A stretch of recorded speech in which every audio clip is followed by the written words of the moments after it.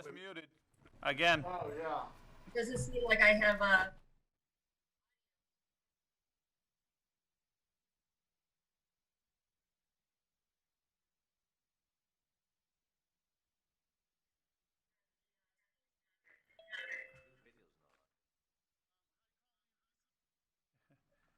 Hello? Hello?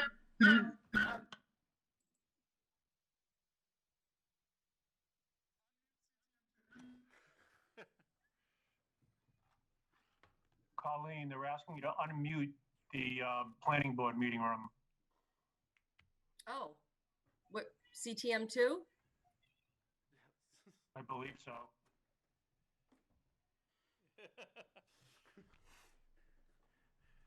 Is that good? Can you hear us now? All I can do is, well, wait a second.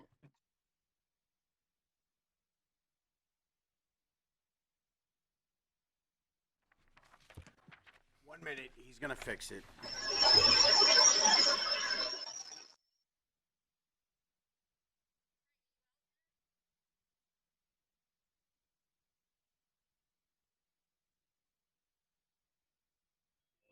I think so. I mean, I don't mind bringing by. I hear them now, Colleen. Yeah, you can hear us now? Yes.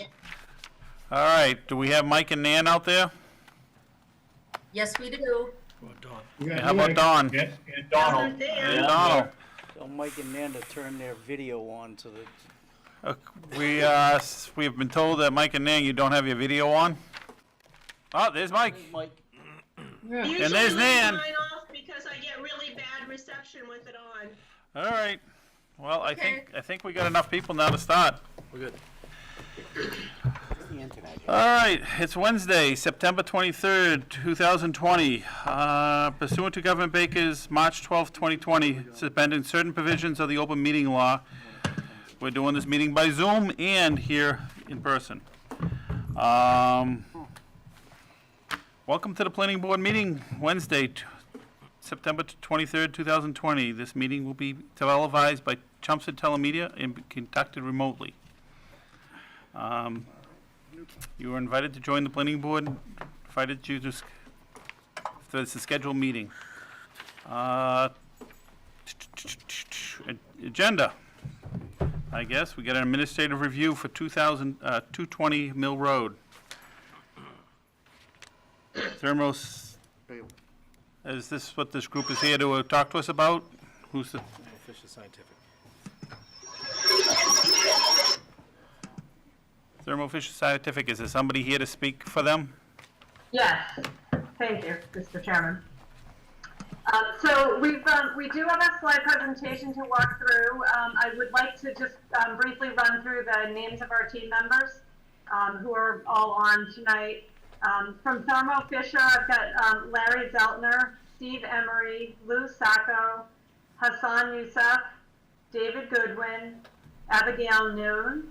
And then I've also on tonight is Brandon Berry, who's our civil at PAR, and Ryan Wills, who is the DPS representative, who's our lead architectural designer, along with Tony Caputo. Oh, actually, also from DPS is Ian Manfredini, and Tony Caputo, who is our fire prevention engineer.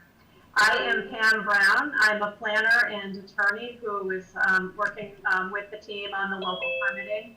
And if I can have maybe can we put up the slide presentation for starters? I'm going to turn to Larry to just go through the first few slides, which are just a quick introduction to Thermo Fisher, and then I will jump into the site plan review issues. Sadiq.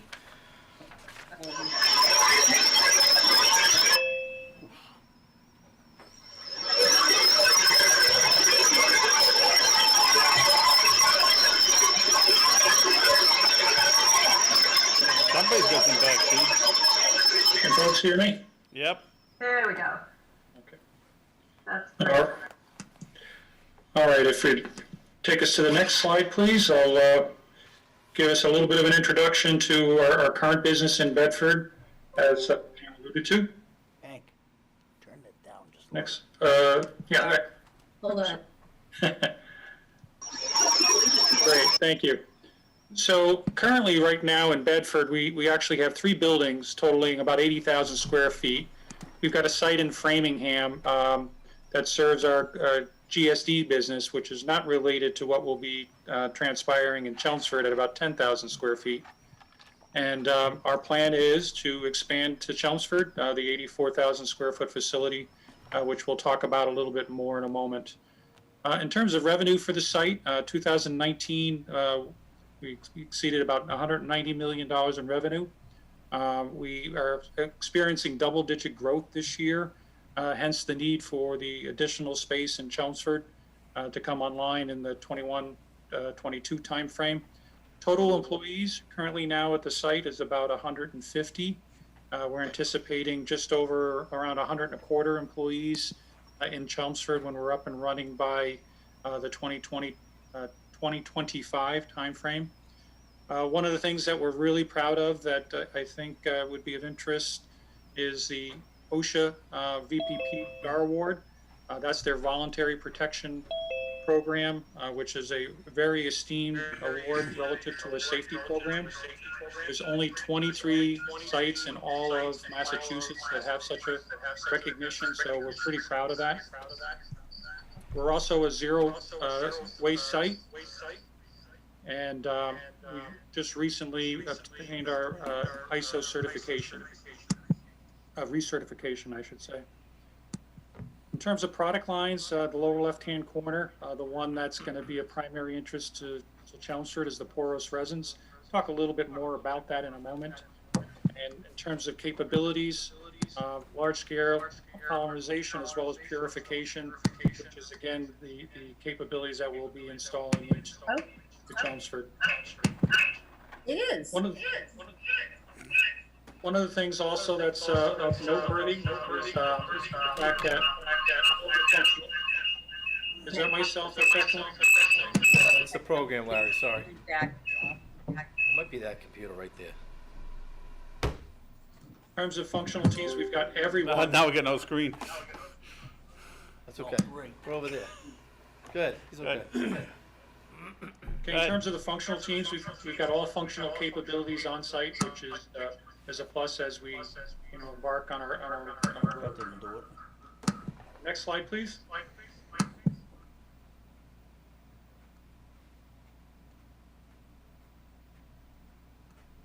So in terms of the Bedford campus, the most significant building is the 2 Preston Court building, which is here in the picture, 30,000 square feet.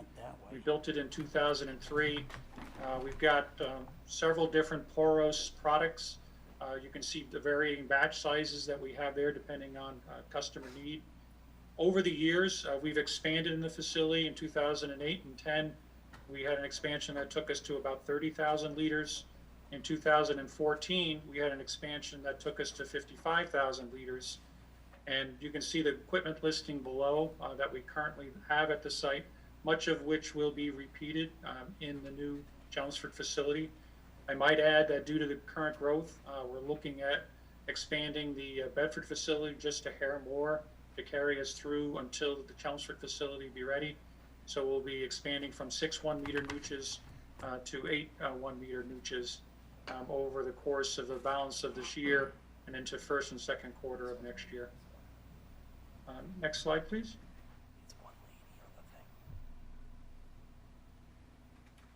In terms of other buildings that we have on the campus, we've got a location at 35 Wiggins, which is our R&D labs for the development of Poros, and another product line that we have that's called Tropics.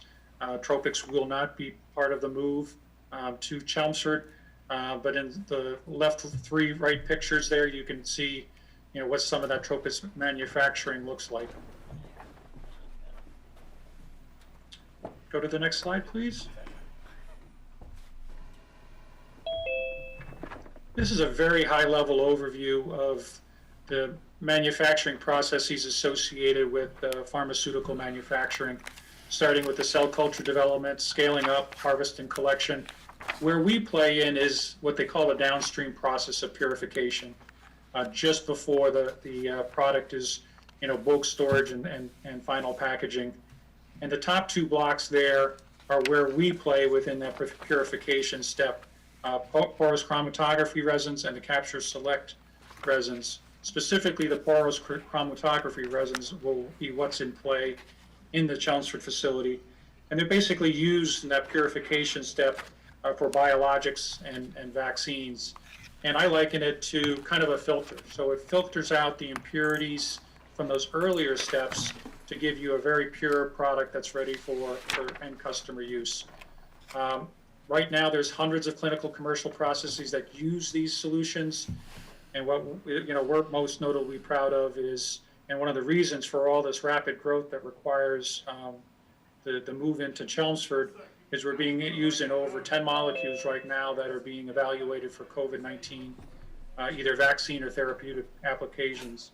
Most noteworthy is the one for Moderna and Eli Lilly. So pretty exciting times for the business, very important for the world, and we're looking forward to expanding our capabilities within the Mass region. Next slide, please.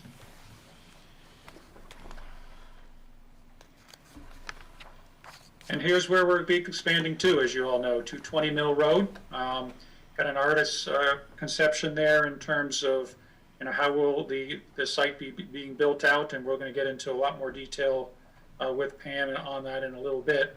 But we expect, over the course of time, to be, fully building out and utilizing this space to basically, do 1.5 times our capabilities that we currently have in Bedford.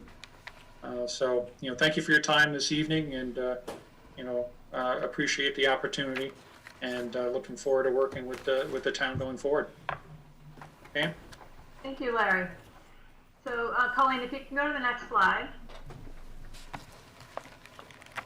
I'm going to just kind of walk us through the site and what the proposed changes to the building, the minor additions we're doing.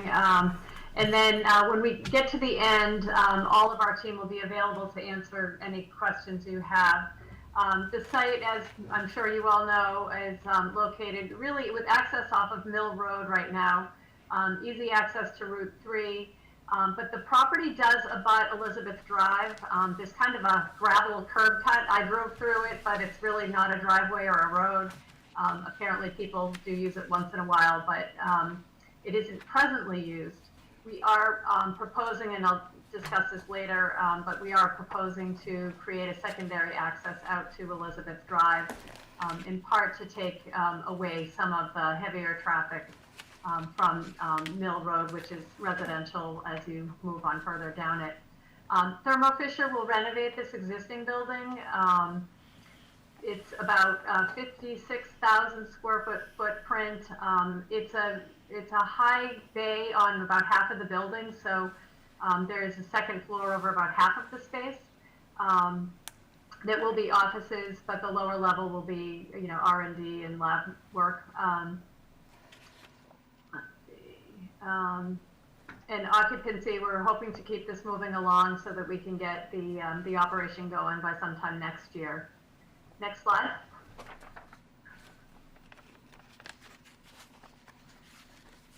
So just quickly, from a zoning perspective, this is an industrial A zone. Light manufacturing and R&D is allowable by right. We're here because we're making some changes to the site and the building. From a parking perspective, it's always a question of whether there's sufficient parking. There are presently 512 spaces on the site, where the calculated demand for our use is 290. We'll be losing a few, but still at 447. The parking lot remains essentially as it is now, but we will be making, where we're doing some additions, we'll be making some minor modifications to the parking area.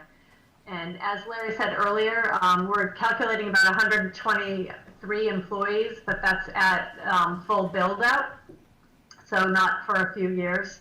The porous operation will be manufacturing in 3 shifts with only 15 to 20 people per shift. Next slide, please. Again, really high overview. The graphic I know is not that easy to read, but the Poros operation is mostly on the right with a little bit of lab and storage and mechanicals on the left. This is the first floor plan. What to call your attention to here is on the south side of the building, which is actually on the top of the page, is where the proposed tank farm will be. It's a concrete pad that will contain, in a fenced-in secure area, some of the storage of the chemicals, mostly acetone. Just kind of right below the word tank is the area where the chemical delivery trucks would be pulling up. They actually pull up onto a concrete pad, but with storage below in the unlikely event of a spill. This has a canopy so that rain doesn't interfere, but it's designed and will have a capacity to handle, you know, a complete dump of a truck unloading if that were the case. Just to the right in the blue box, originally we had proposed a couple of boilers outside of the building on the right side of the building here, which would be the east.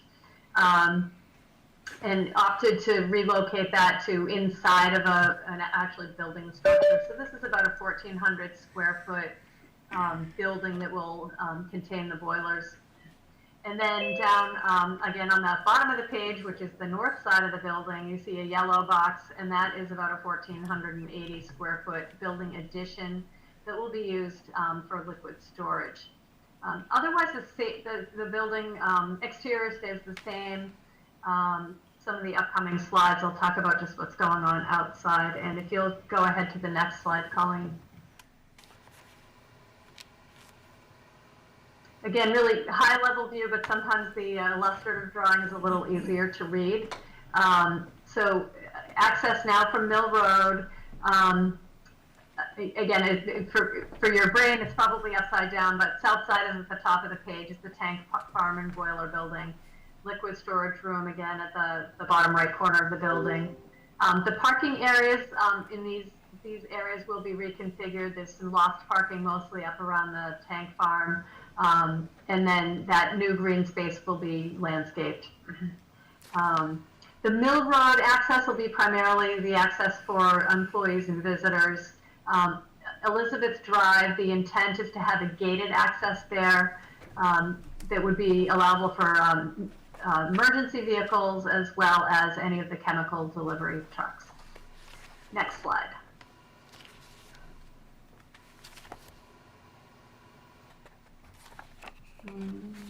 Thank you. Again, this just a closer in zoom of what's going on the south side of the building. The photograph is a shot taken at an angle, as I show in the arrow up there, but at the back of the building. So where the tree is approximately, that's the corner of the building where the boiler will be, the boiler building, and then more central to the site over that parking area will be the construction of the tank farm. Few parking spaces get reconfigured there, and then the rest, we're actually probably saw cutting some existing paving and making a little bit more green space that'll be landscaped. Next slide.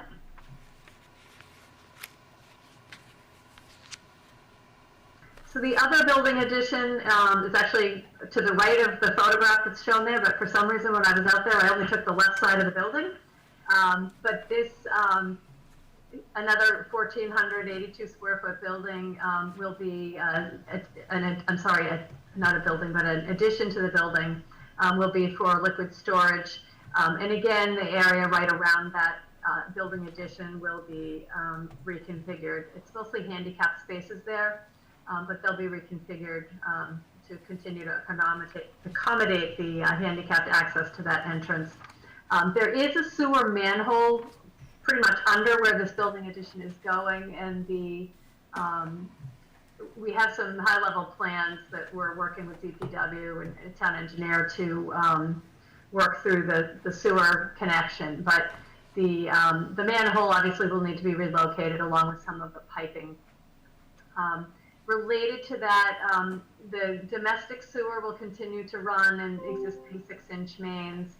but the process work, which is a high volume of water, will actually flow into a new 8-inch main that will be constructed off the other corner of the building. Next slide. So the last real area of work on the site, this is actually looking into the site from Elizabeth Drive. So you can see it's open and it's drivable, but it's certainly not a typical driveway. So this section will be improved to a paved access.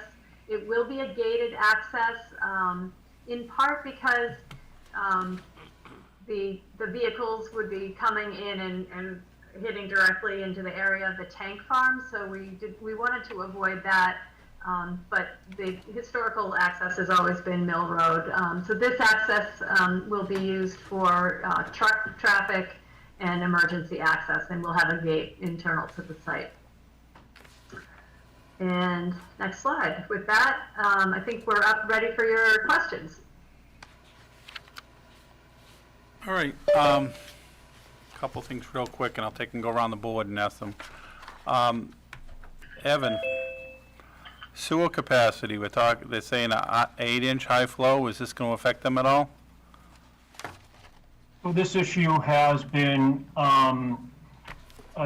discussed and assessed over the last couple of days. Essentially, and we working with DPW, we had to bring in counsel as well. So essentially, the status as it pertains to the sewer moratorium is that this project, since calendar year 2020, has received demo permits, building permits, and one occupancy permit. Under zoning, it's a by right use. So the determination has been made that based upon those factors, it is not applicable. The moratorium is not applicable. Awesome. However, as DPW's letter indicates, and I'm sure you'll read that later, under the existing sewer regulations, which have now been incorporated into the moratorium, significant increased flow such as this appears to be subject to the additional capacity fees. And I think Christina may be able to speak in more detail to that if need be.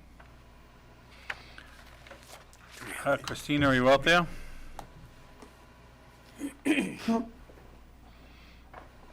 Evan just threw you under. I'm here. Evan just threw you under the bus. Oh, no, we all work together. So we're still working on it, and it's something we want to work with Thermo Fisher on, and I would like to invite them to the DPW or via Zoom and have a discussion on what to do with the sewer, the additional sewer flow. All right, long as you guys are working on it and they're aware of what's going on, so that's where I'm at. I guess we'll pass it around the table. Mike, I have no questions. Glenn, I got no real questions on it. Are we voting on this tonight, or? all this is an administrative review. We could, I suppose. Okay. The one thought that I had, the plan on it is so small you can't really make out what's what on the plan. Yep. But if it's just an administrative review and you want to put it through, Yeah. I'm sure Evan's already scrutinized the plan in his office. Tim, I have no questions either. Hank, I have a couple. All 6 tanks gonna have the acetones? Be full acetone? Can I ask Dave or Steve or Larry to answer that question? I have the answer here somewhere. Not all. Acetone is the biggest chemical, but Dave Goodwin, can you unmute and answer?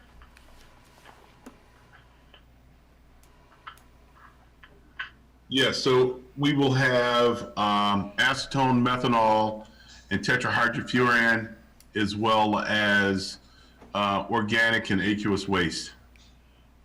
And how many gallons per tank does each tank hold? So and Steve Emmerich correct me if I'm wrong here, it's 10,000 gallons for the raw materials and 12,000 gallons for the waste tanks. That's all I had. Thank you. Mike Raisback. All right, am I unmuted? There Yeah. we go. Let's see, what have I got for questions? What's the time frame for finishing up that piece of driveway that goes down to Elizabeth? Is that part of the project, or is that subsequent to the project? That can be, we haven't discussed it yet, but I'm sure that can be part of the project, because they'll be in there doing some saw cutting, pavement and so forth to create the building addition. So it would make sense that that could be done then, unless the town's looking for it at a different time frame. No, I'm just suggesting that the sooner that's done, the better, because I'd like to keep, as much as possible, I'd like to keep trucking, particularly the chemical trucking, off of Mill Road. Yep. Good enough? Enough. We'd be happy to make that a condition if that's Yeah, important. that would be good if you could. Nancy. Yeah, I have a couple questions, and I think that they're questions for Larry. I'd like to kind of understand what this is about. The first one is what's in the liquid storage? What is in the liquid storage? Yeah, The raw chemicals that are necessary to manufacture the product in the porous vessels, which are a multitude of different types of chemicals that probably Steve could probably best answer if you'd want the chemical list. No, I don't want the chemical list, so I assume it's a number of polymer bases. Correct. Okay, the other thing I was looking for was clarification. You were talking about your product is being used, that you are involved in the purification process of the vaccines and such. Are you actually doing the purification, or are you producing the pellets that are used for filtering in somebody else's purification process? That's a great question. It's the latter. So Yeah. we deliver our bulk product to customers like Merck and Roche and Eli Lilly, and they set it up either, if they are directly making it or their contract manufacturer is making it in columns, which, does that purification step at their location. Okay, so we had some citizen concerns that there were going to be hazardous viruses and such in your plant being produced, and I wanted to get clarification on that. So to put it really simply, you're basically a specialized plastics manufacturer. They're plastic polymer beads that serve a special purpose in the pharmaceutical manufacturing process, and they use polymer chemicals and chemistry in which to produce these specialized beads. Okay. We had a project here, I don't know, maybe 2 years ago, that involved putting in above ground storage tanks. I think it was fuel oils and gasoline. And I remember that we had, that there was some organization that actually controlled the safety of that. What's involved in terms of who controls the safety regs for your tanks? Dave, can you handle that one? Dave, you're muted. Dave. And Tony Caputo might want to chime in on this too.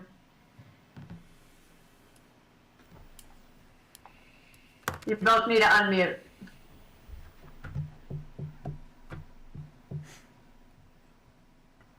Okay, I'm muted. All right. Yeah, the tanks themselves are controlled basically by our state fire code and the fire prevention codes, and they relate back to national codes, which is NFPA 30. The tanks themselves are UL listed to what's called standard 2085. These tanks are double wall tanks, and the testing, they're exposed to a 2-hour flammable liquid fire, and they can't fail during that. They're also ballistic tested and impact tested.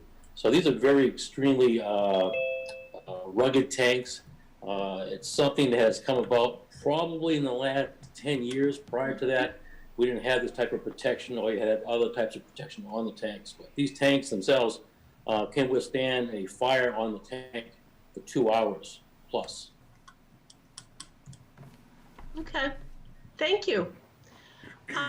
Okay, so I've worked in that plant many lives ago. It's really wonderful to see a growing company moving back in there.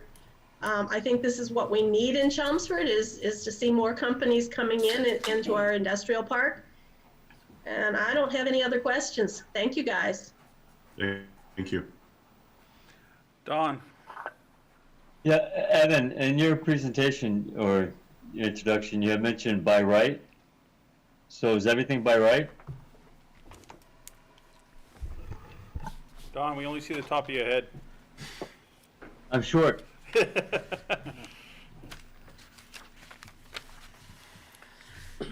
Evan still with us? Evan? You gotta unmute him. So the use is by right. If the proponent had chosen to put the two additions inside the existing building, there would be little or no need for the minor modification. So that's really the only reason this is coming in front of the planning board is under 3,000 square feet of new structures, exposed structures, are being proposed. So as the board knows, the minor site plan scope and scale and jurisdiction is fairly limited based upon the scope and scale of the proposal. But the use itself, R&D manufacturing, is allowed by right. Thanks. And Evan, this is administrative review, so we don't have to have any public input, correct?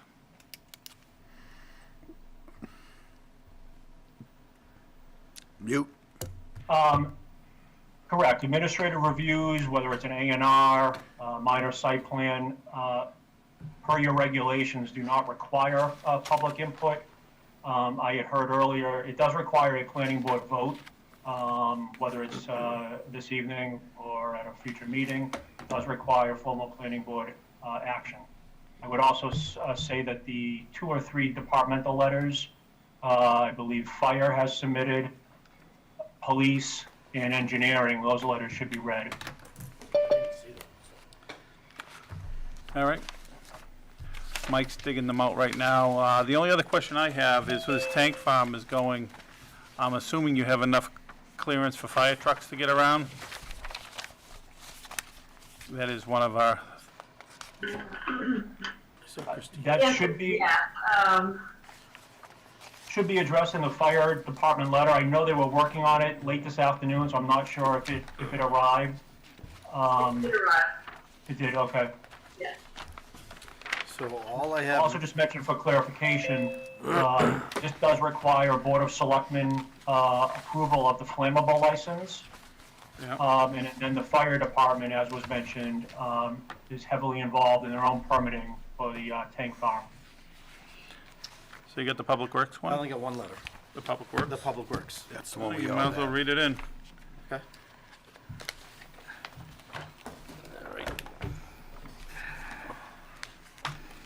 All right. It's dated on September 23rd, 2020. This is from the Department of Public Works.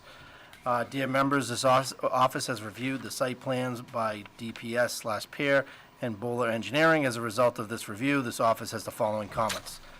1, this department shall be notified when work on site is to commence in order to arrange for inspections. 2, the proposed revisions to the drainage systems have not been submitted.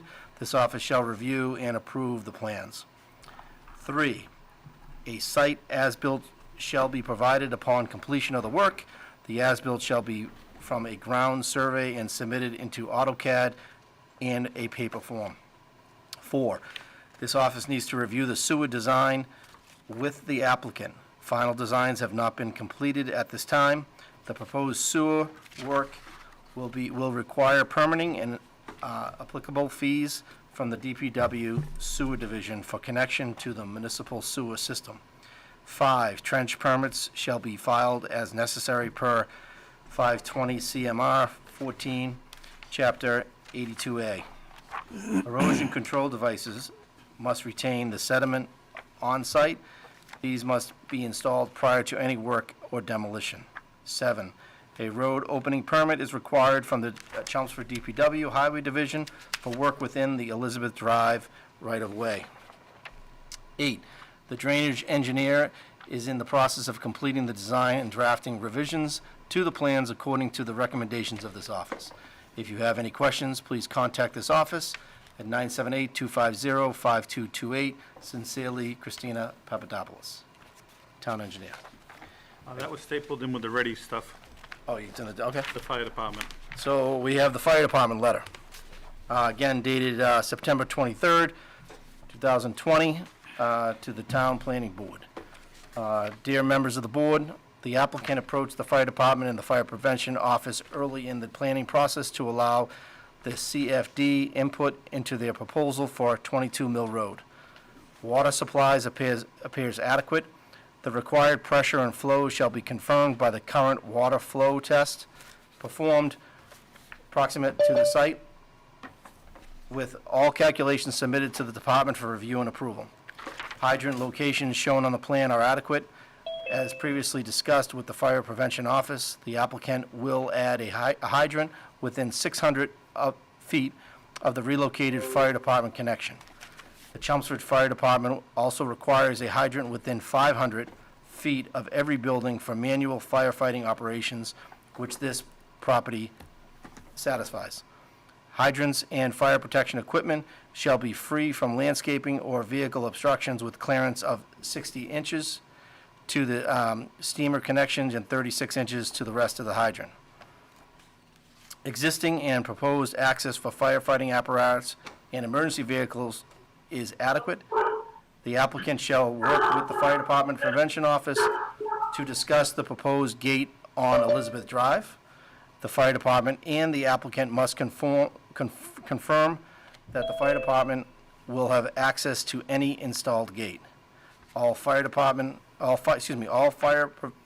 protection features of all structures on the site shall at minimum comply with applicable sections of the Massachusetts Building Code.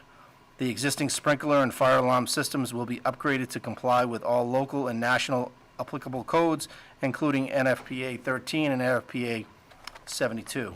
The applicant shall provide the capability of the Chelmsford Fire Department to adequately meter the environmental inside the building in case of emergency.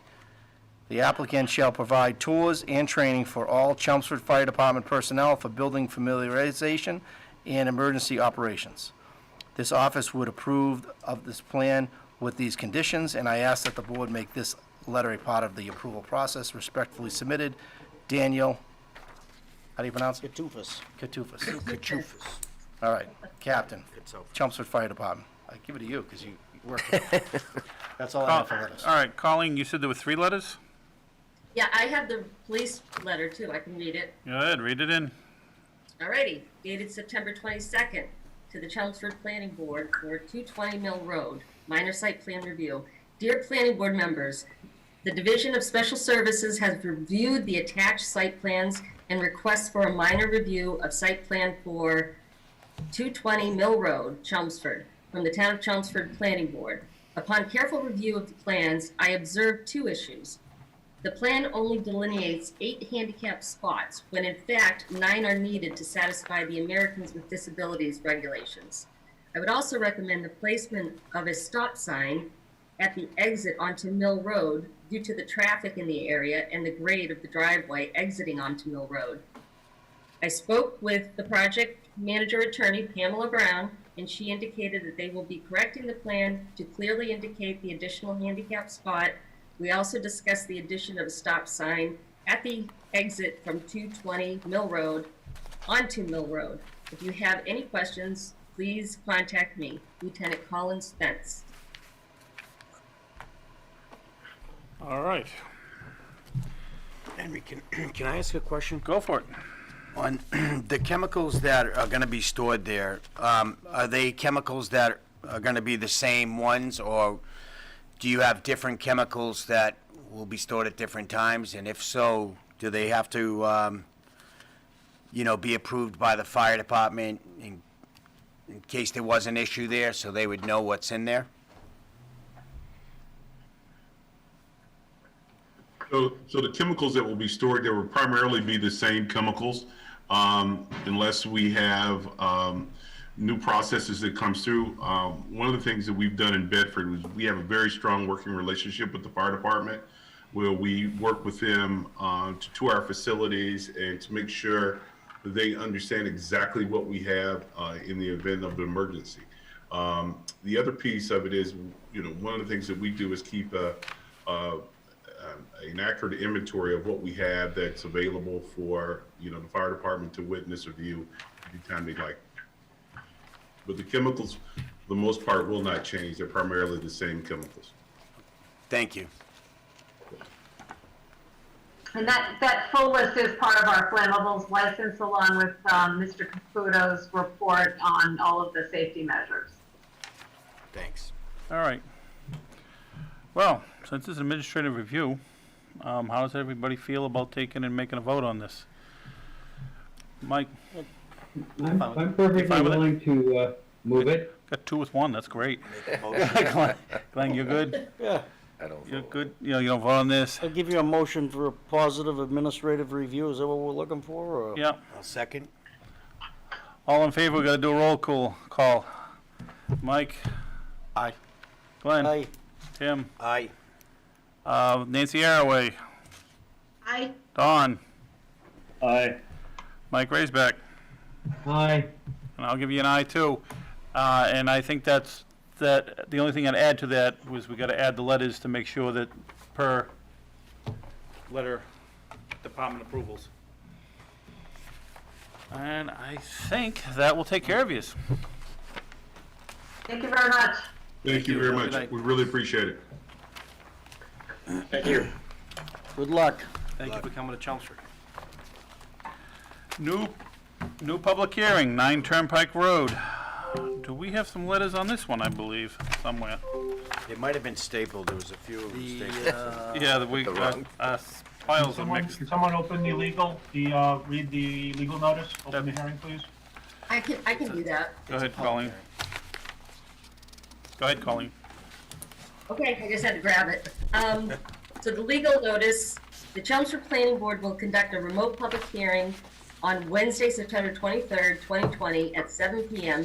via Zoom meeting platform to consider the application of Joseph Reddy for a 5-lot definitive subdivision located at 9 Turnpike Road.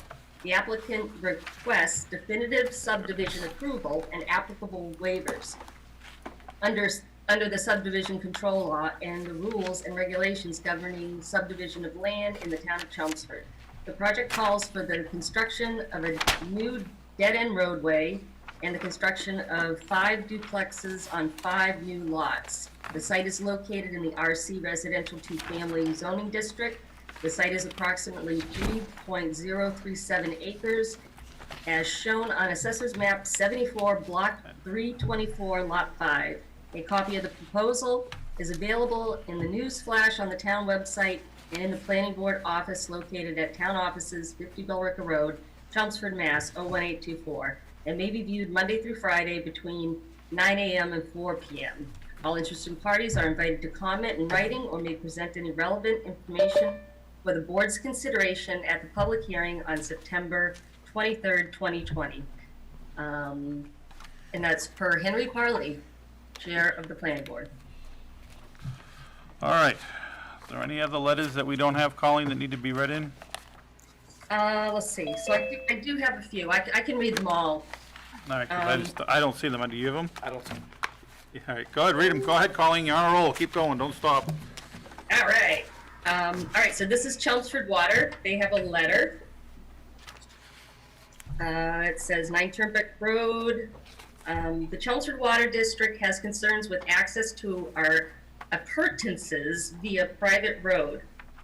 A representative for the proposed project needs to contact the Chelmsford Water District before we can give our approval.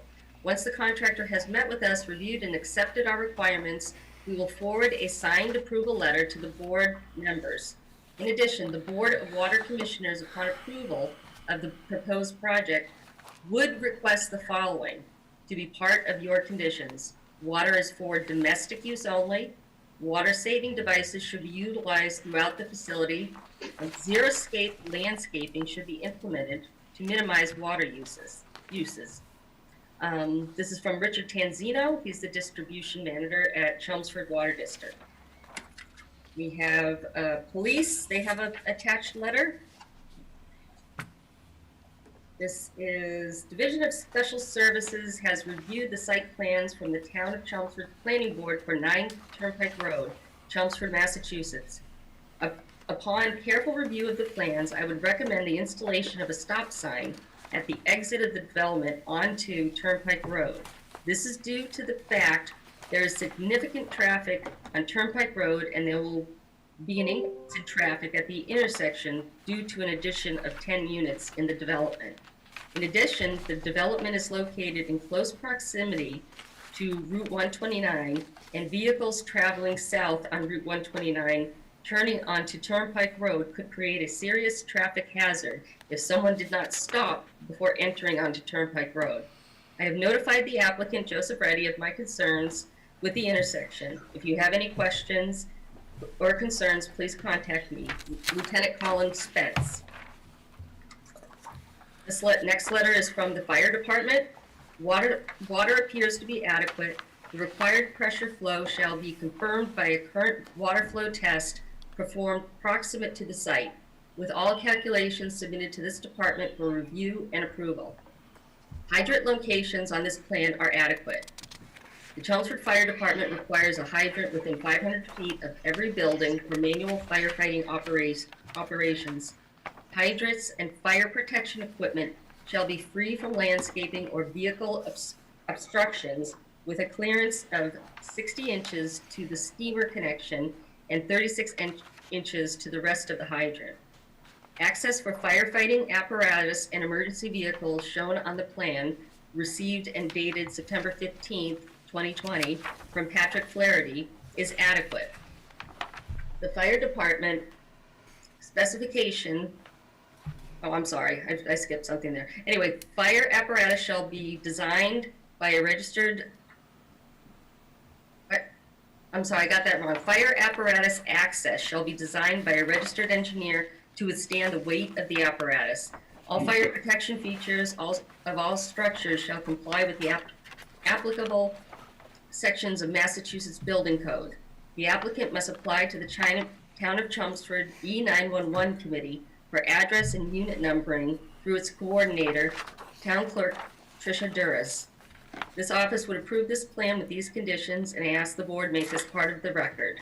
Dan Katufis. And my last one is from the Board of Health, and they have no comments. So we got no comment from the sewer department either, when we're asking for that in the future? They're supposed to make sure that we have capacity. Christina's on the line. Oh, I did provide a letter. You did provide a letter. Can you read it to us? Oh, wait a second. Batting 1,000. Knock it off.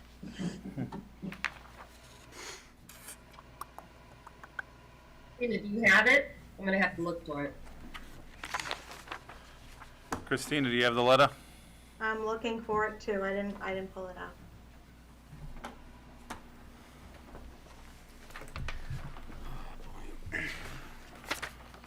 I got it, Christina. Okay, thank you. Oh no, that's the Thermo Fisher one. Okay. Well, if somebody wants to speak from the applicant, we can take and read the letter in at the end. Thank you. Okay, can you hear me okay? Yep. Okay. Good evening, Mr. Chair, members of the board. For the record, my name is Philip Iliopoulos. I'm an attorney in Chelmsford at 9 North Road. representing Joseph Reddy of 9 Turnpike Road, who's the applicant before you tonight. I know that Colleen read the legal notice, which gave a nice recap of what we're seeking to do today. This is the property that Joe lives on. He bought it from his grandfather. And the property consists of about 3.2 acres.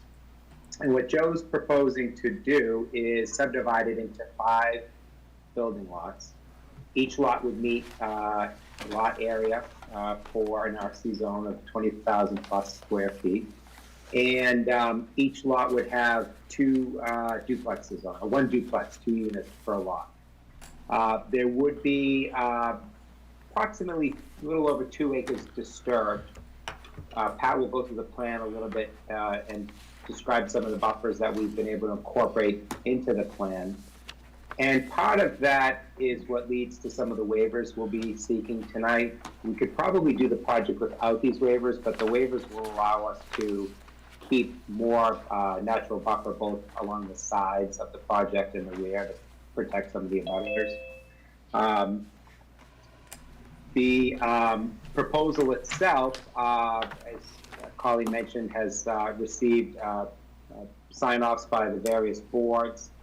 Pat will walk you through some of those comment letters, but certainly will be following the fire department. We will put a stop sign to protect traffic coming off of 129 onto Turnpike. And we're working with the water department as well to satisfy their concerns. With that, I think I'll turn it over to Pat, and he can kind of walk you through the plan and some of the waivers that we'll be seeking as part of that project.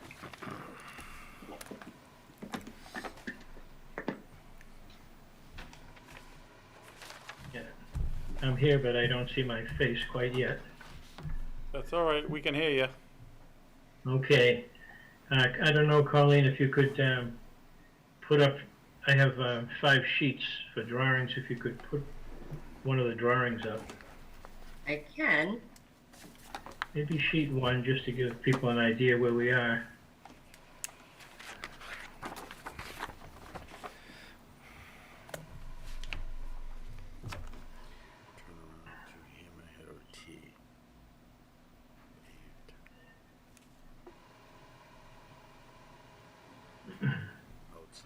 Okay.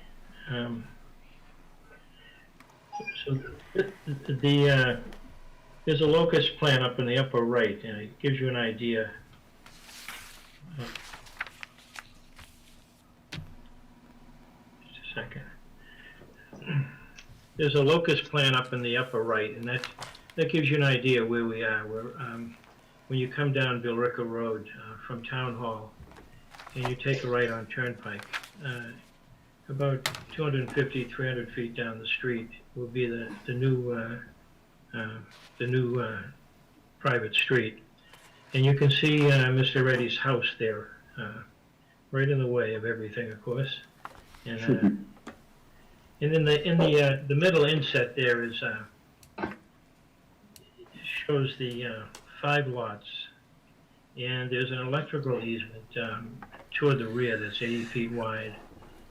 And we're going to leave that undisturbed.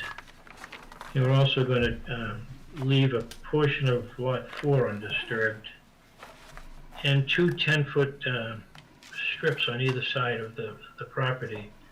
One would be by Lot 2 and Lot 1, and the other by Lot 4 and Lot 5, to try and preserve some of the greenery and the trees that are there. And this area, RC, requires 20,000 square feet.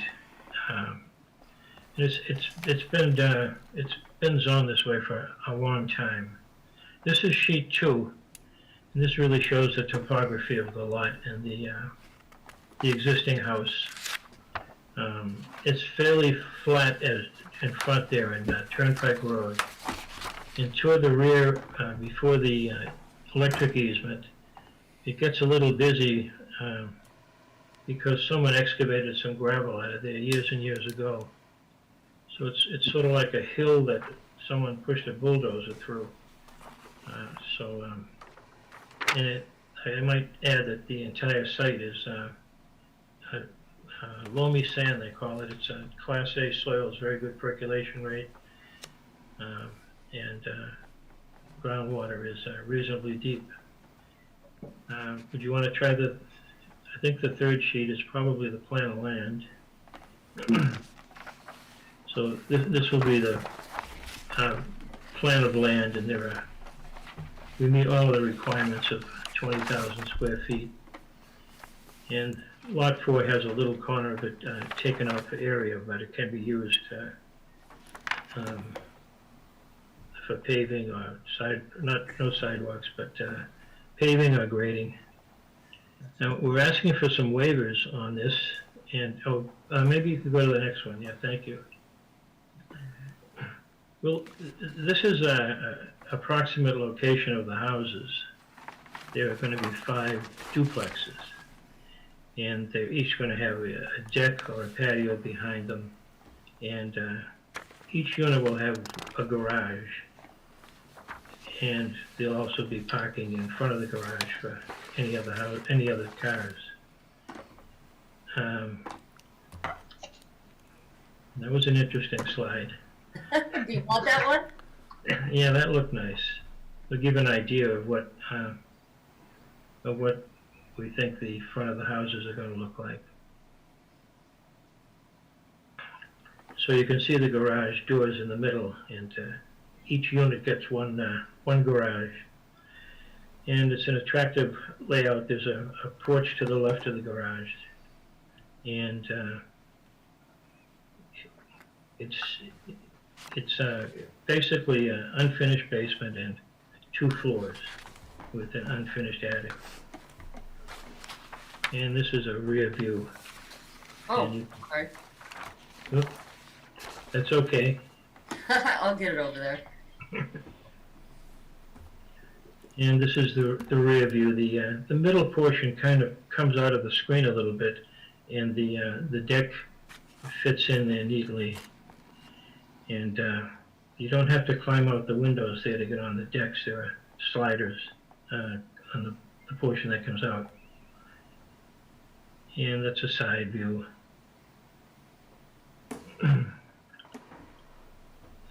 Yeah. So I think we're pretty good with the architecturals. Maybe we could go back to this one. So we're proposing a 22-foot wide paved area, and the grade of the road coming in is fairly flat, 2%, so that's just 2 feet and 100 feet. And then it, somewhere around 3/4 of the way up, or 2/3 of the way up, we're going to make it a little steeper into 4%, which is still very doable, 4 feet and 100. So I don't anticipate any problems with winter weather or ice. And up toward the round part, the cul-de-sac, instead of having a completely paved circle, we took some liberties with the paving so that it would look a little bit better than having a paved circle. And we work with the fire department, and they have no problems with getting a fire truck up and out. We're also proposing a hydrant up there. There is one down near the entrance on Turnpike, but an additional one up there would be a benefit to the water department. Most of the time the water department wants a 6-inch line, but in this case they would like an 8-inch line, so we're going to accommodate them there. So some of the things that we would, in addition to that, you know what Caltech chambers are. We're going to put Caltech a rainwater absorbing system for each unit to take the load off of any drainage, and which is a great idea for stormwater management. And down toward the front of the property, we'd like to put in some small retention areas to make them not too deep and make them kind of blend in with grass, and no landscaping thought of yet, but perhaps we will. So some of the waivers we're looking for are, we'd like to waive the diameter of the circle. Usually it's a 62.5-foot radius, but we'd like to make it 52.5, and that fits everything better. It keeps the house, especially on lot 3, further away from the easement, and it shortens the road a bit, which helps with maintenance. Another thing we're looking for is, instead of using sloped granite curbing or granite curbing, we'd like to use Cape Cod berm going down below. And I'm looking for some relief with the street lighting. I want a waiver on street lighting because it is a fairly short street, and I have a feeling that the people will be having their lights on anyway in the front of their houses. But it is a short street and it's a private street. I'm also looking for a waiver on the scale of these plans. Usually we do 1 inch equals 40 feet to the inch, but I did 1 inch equals 30 so the plans would be bigger and fit in the sheet and you could see them better. I think there are some other waivers that I asked for. I think we're looking for a waiver on cut and fill calculations, and we feel this is going to be a balanced job. We're not going to remove any material from the site. If anything, we'll be bringing some material in for the roads, the processed material. We have a sewer connection out on Turnpike, and it's a 24-inch pipe, so it's quite a large connection, and we're going to connect our sewer system to a manhole out on Turnpike. There's also there are 2 water lines on Turnpike, and one of them is going to be abandoned by the water department eventually. So we're going to tie into a 12-inch line on the other side of the street, which would give plenty of capacity.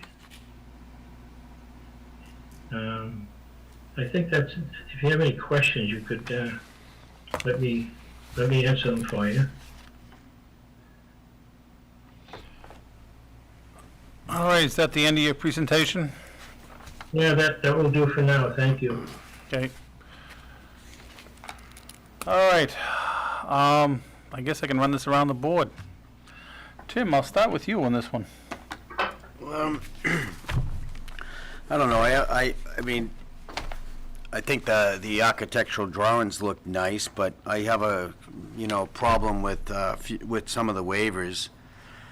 I mean, the turnaround, no sidewalks, no street lighting. I mean, I think it's going to be a lot like the condos that are on the corner now. They're kind of that project. They're kind of shoved in there too. Then you'd have another additional, 10? 10 units. Yeah. 10 units.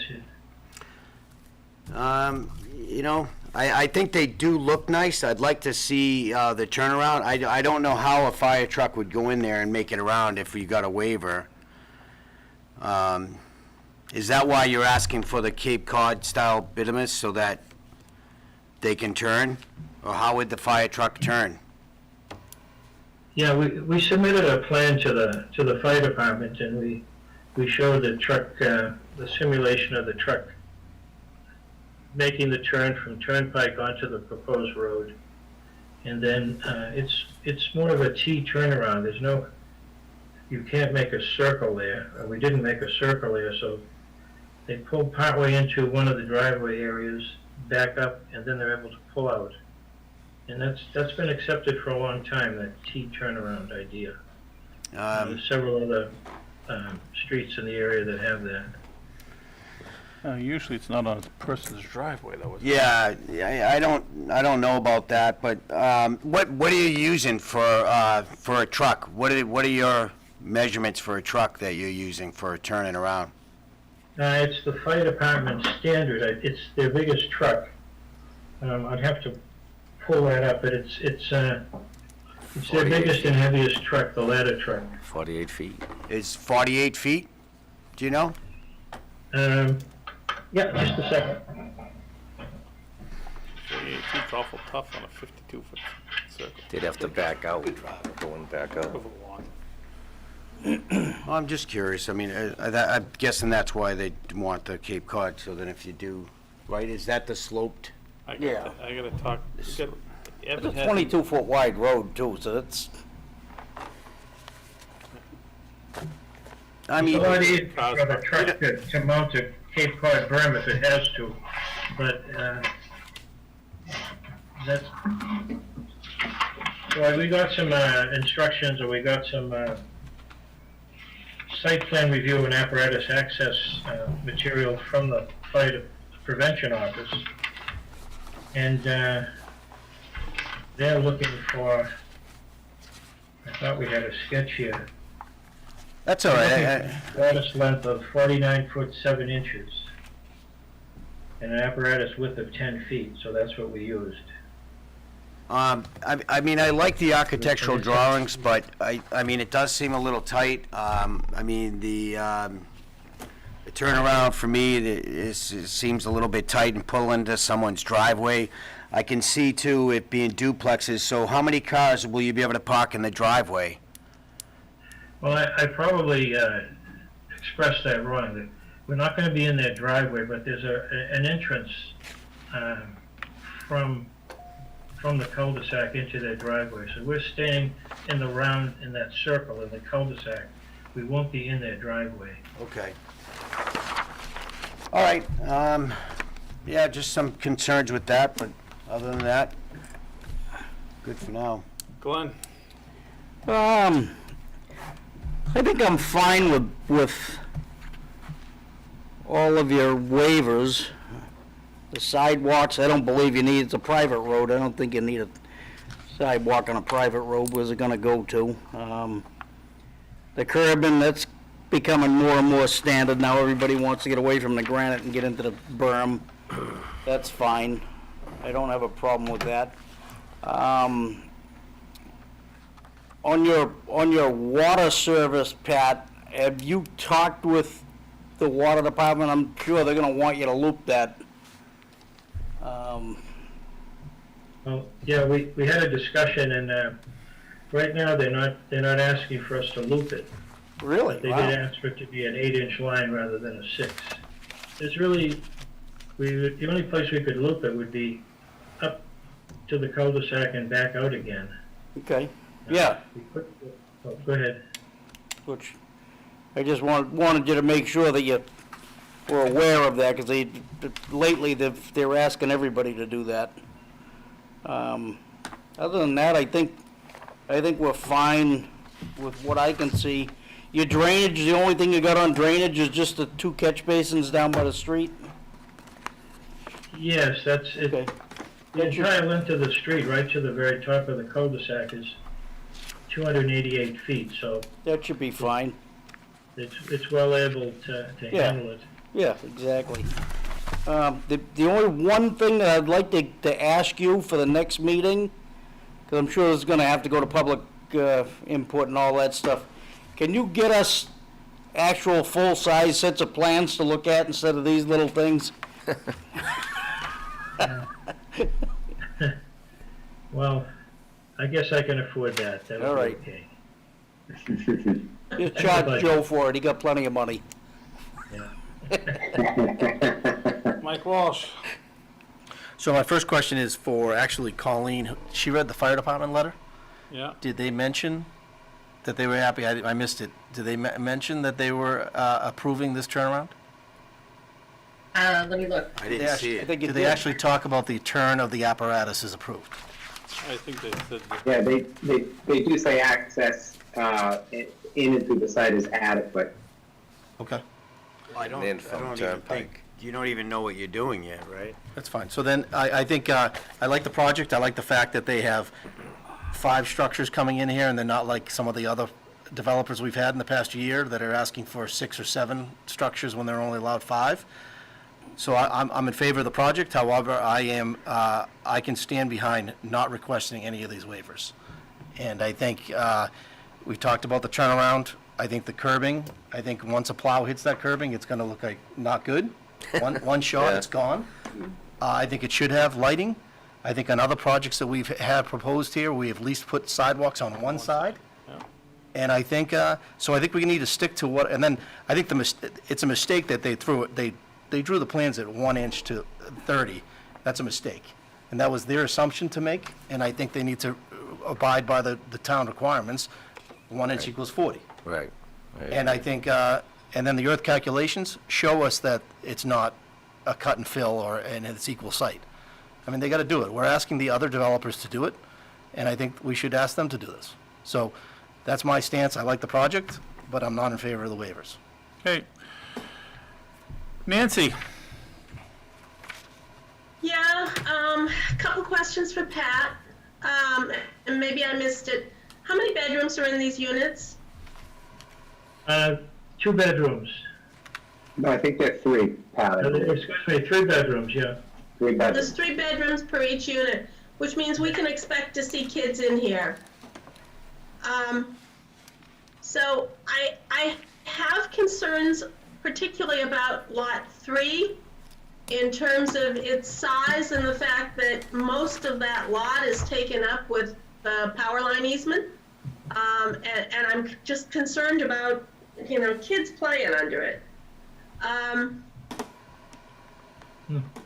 The second question I have is, I'm looking at, I'm not quite sure which sheet it is here, just a minute.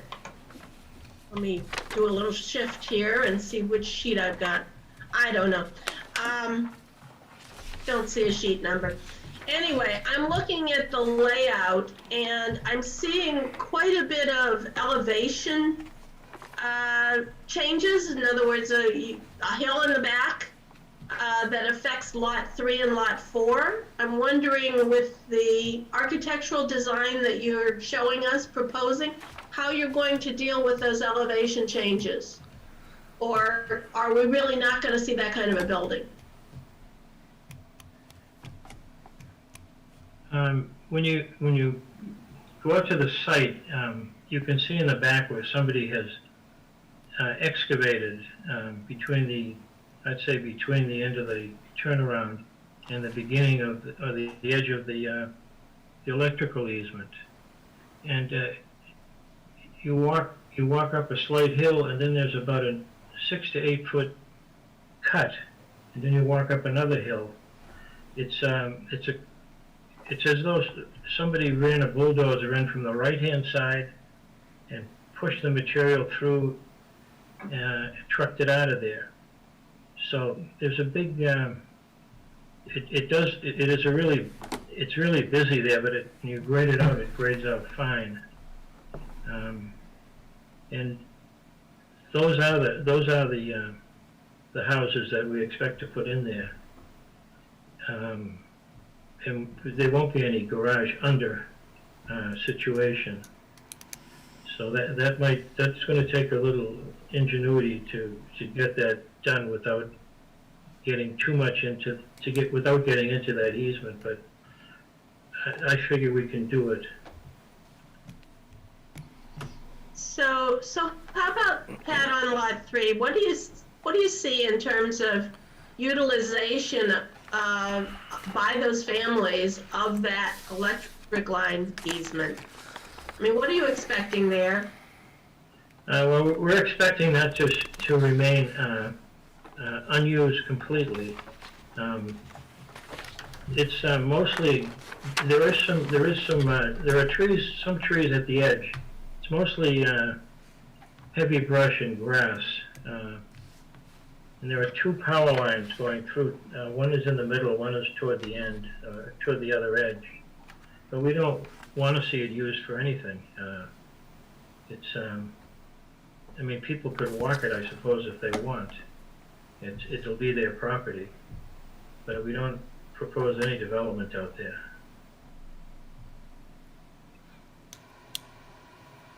Okay. Well, do you have any ideas or specific thoughts about that? Or? No, I don't. I just have concerns about kids playing in there.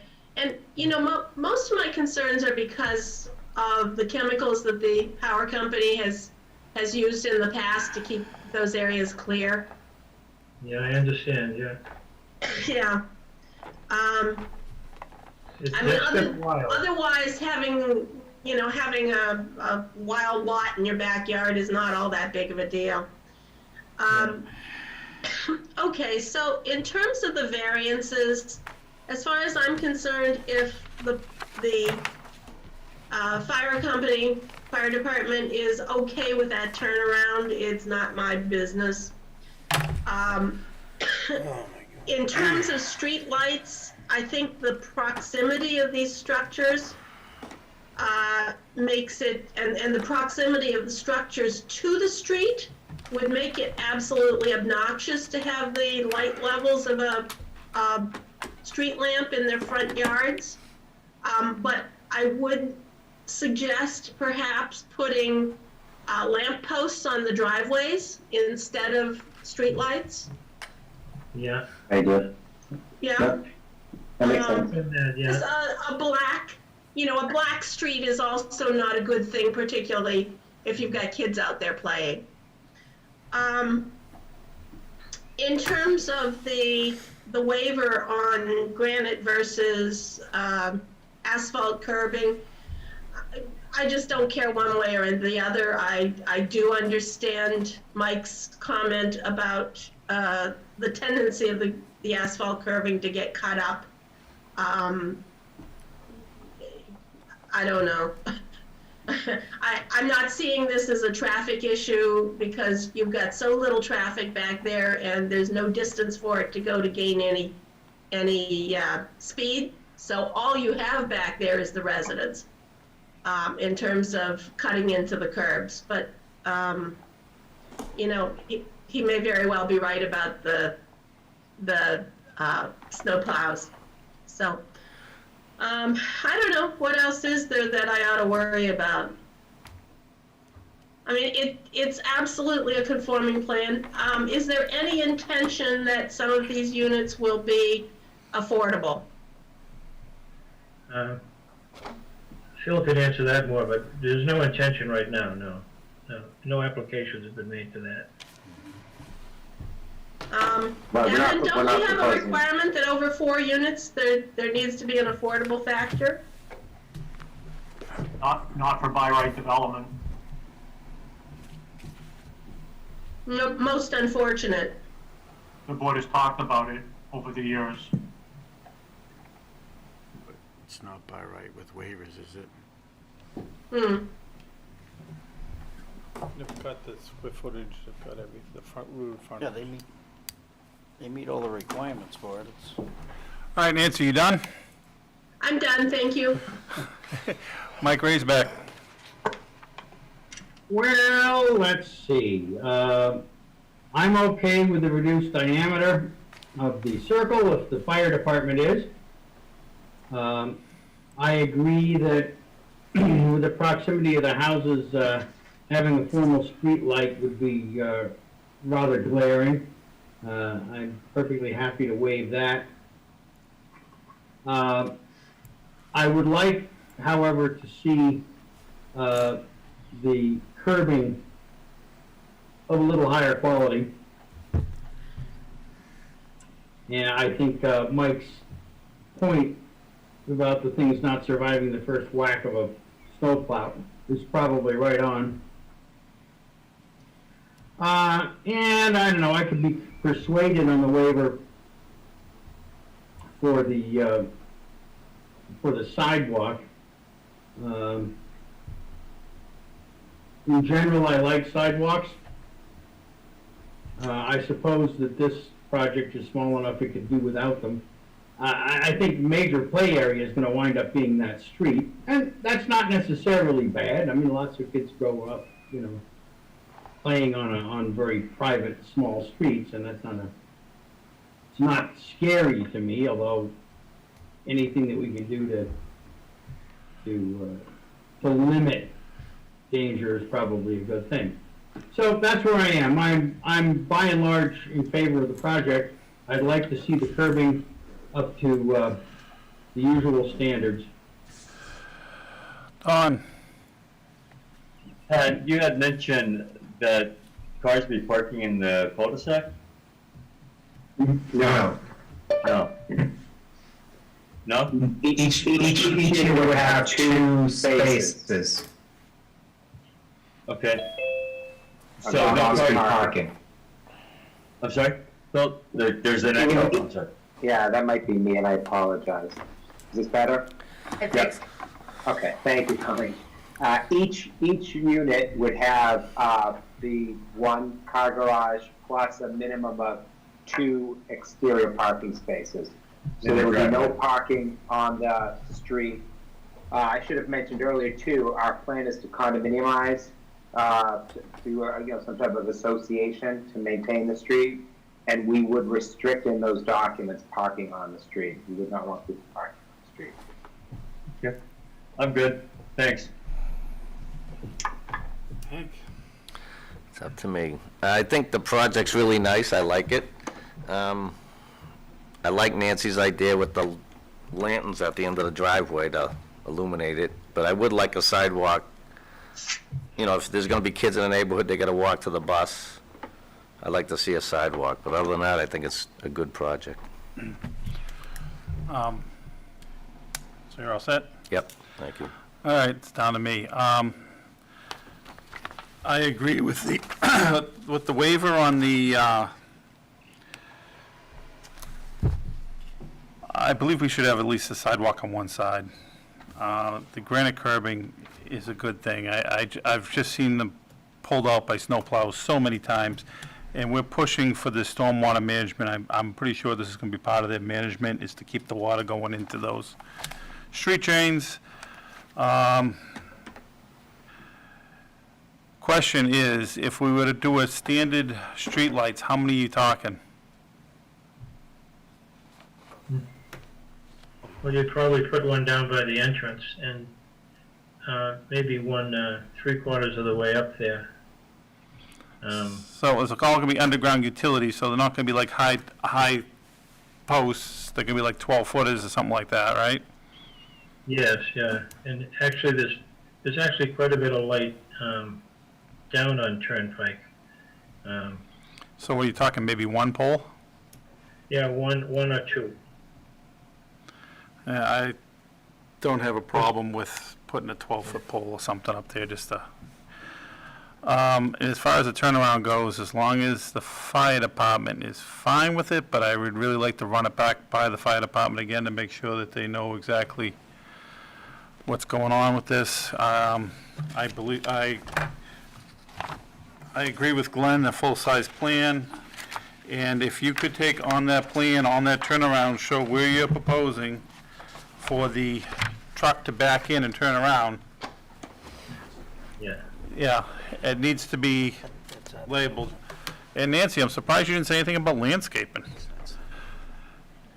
Nope, private property. I worry about landscaping over top of public parking. All right. The damage. All right, now Colleen, have you found the letter from the DPW about sewer yet? I believe I did.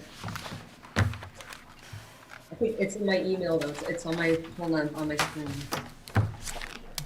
I know, I still got more questions to take and run out. I'm not done yet.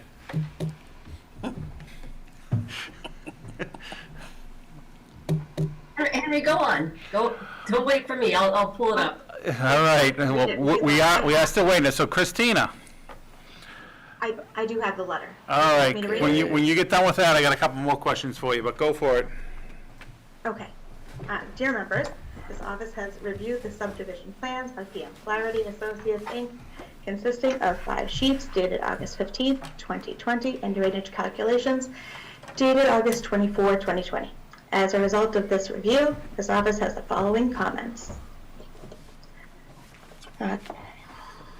This department shall be notified when work on site is to commence in order to arrange for inspections. Any revision to the drainage system shall be submitted and approved by this office. It is suggested that a homeowners association be formed and they be responsible for routine maintenance. The homeowners, The homeowners association shall be provided documentation for the routine maintenance of the drainage system. The stormwater operation and maintenance plan shall be followed as described in the report. Copies of any inspections or other reports done in accordance with the plan shall be forwarded to the engineering office. If a waiver for sidewalks is granted, this office recommends asking for a contribution to the sidewalk improvement fund for the Billrica Road area. A site as-built shall be provided upon completion of the work on site, as-built to include a letter from the engineer stating that all the stormwater devices have been built to satisfy Mass stormwater standards, provide all supporting documents and calculations. The as-built shall be from a ground survey and submitted in AutoCAD and paper form. Confirmatory testing shall be performed in the area of infiltration per stormwater management guidelines. Testing shall be witnessed by the Chelmsford DPW Engineering Division. All unsuitable material, if any, discovered in the excavation for the infiltration system shall be removed and disposed of in accordance with state and local regulations. The project requires a NPDES construction general permit. A final copy of the stormwater pollution prevention plan must be submitted to the town as well as filed with EPA prior to beginning any site work. The proposed sewer work will require permitting and applicable fees from the DPW Sewer Division for connection to the municipal sewer system.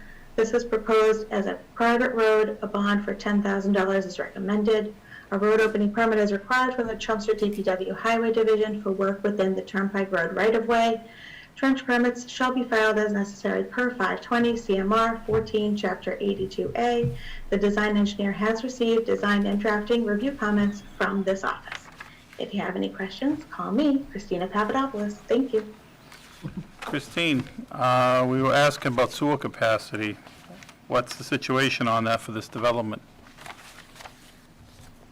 So this application came in before the moratorium, so it's not subject to the moratorium.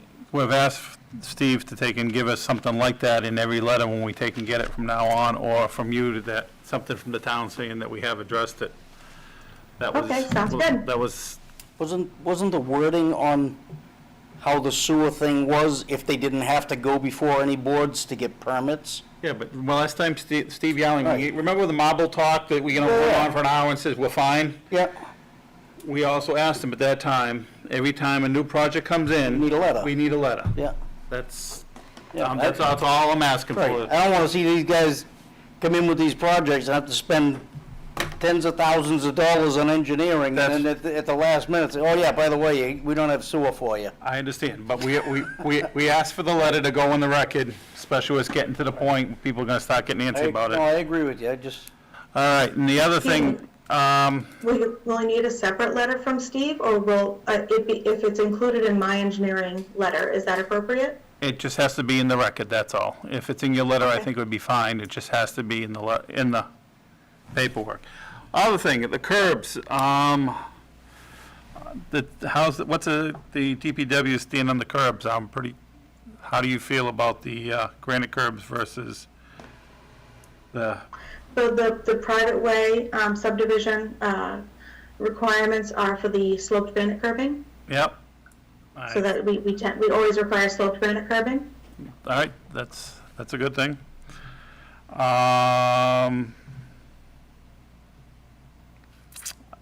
That has to go, that also feeds into your stormwater management, right? In case curbing gets knocked out, it's a lot more rugged.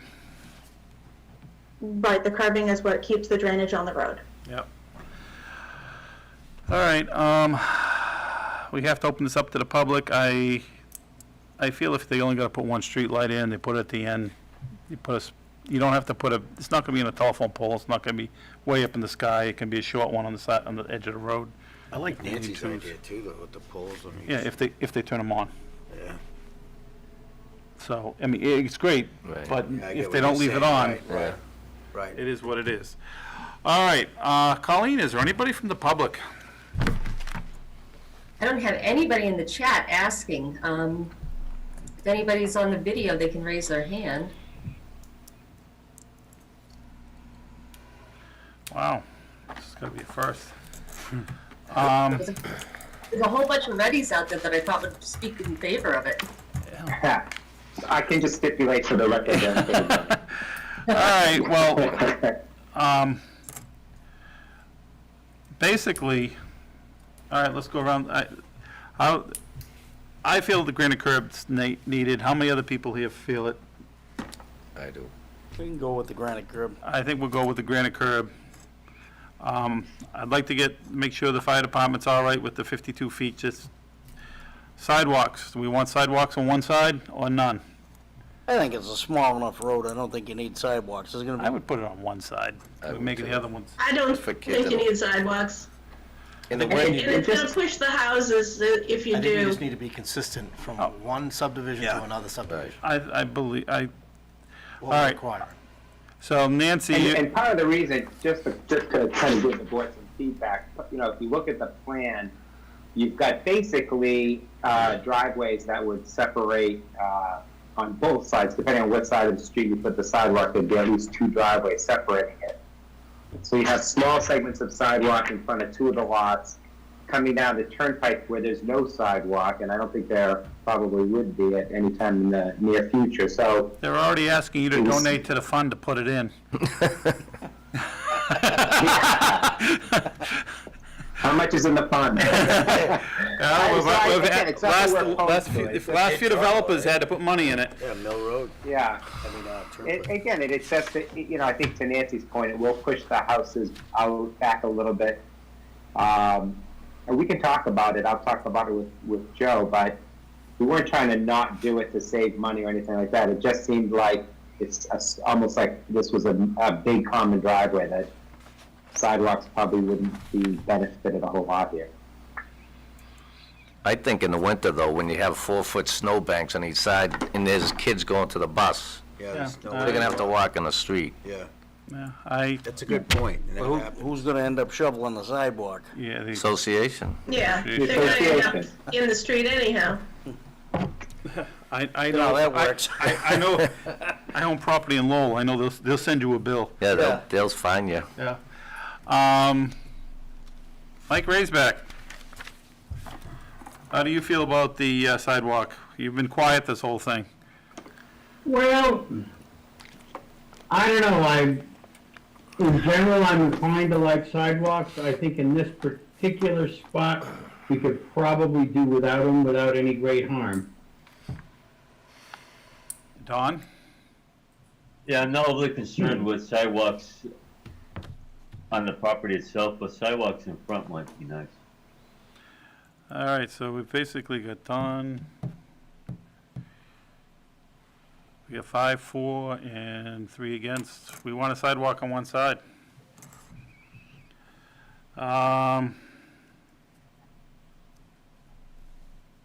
And how do we feel about the calculations for the removal of earth? I know Nancy said she was interested, I don't know. I just looked at it. I don't see any big change in any elevations on there. You got maybe some 3-foot cuts, and you got some 2 and 3 foot fills. So you're moving dirt around, you're not, Right. I don't think it's. it's not a big Yeah. excavation there. Yeah, I agree with Glenn on that. It's bumpy, because it's been excavated, but it's basically just gonna get smoothed out. I don't think there's any need to get calculated. And Mike Walsh, you want to keep it If consistent? Christine is fine with that, I mean, not requiring it, Yeah. she didn't have it, she didn't raise it in her letter. And the Christina? Same thing about the scale, she didn't raise it, I'm fine. Yeah, Yeah, how do you feel about it? I always ask for cut and fill counts. So she does want it, She does want it. I always ask for it, yeah. so. All right. We're gonna ask for it. All right. Anybody out in the audience yet? What's Christina's opinion on the scale of the drawings? Did you hear that, Christina? Yes, I did. So the scale of the drawings, the 1 to 30 is perfectly fine because it fits the page, and so you can see all the lots just fine and you can read everything well. The 1 to 40, 1 to 30, it doesn't really make too much of a difference. I'd prefer the 1 to 30 over the 1 to 40. Great. All right, Thank that's you. good. We're fine with that. All right, Colleen, anybody else out in the audience? One question in the chat from Zachary McIntyre. Will sidewalks be made on Turnpike?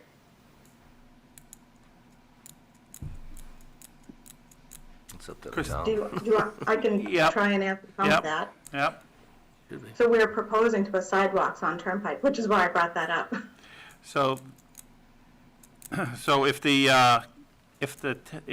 proponent only has to do it on one side, could we require him to do Turnpike instead of doing both sides? So do Well, the it other would side. Require them to do Turnpike instead of doing one side?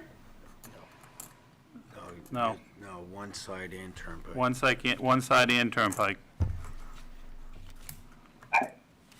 Are you saying you'd want us to do work on the public way? Well, the other applicants have done it that they took and actually would have to handle it the way they did on Turnpike Road before, which was they did it themselves, I believe, didn't they? On 152 Turnpike?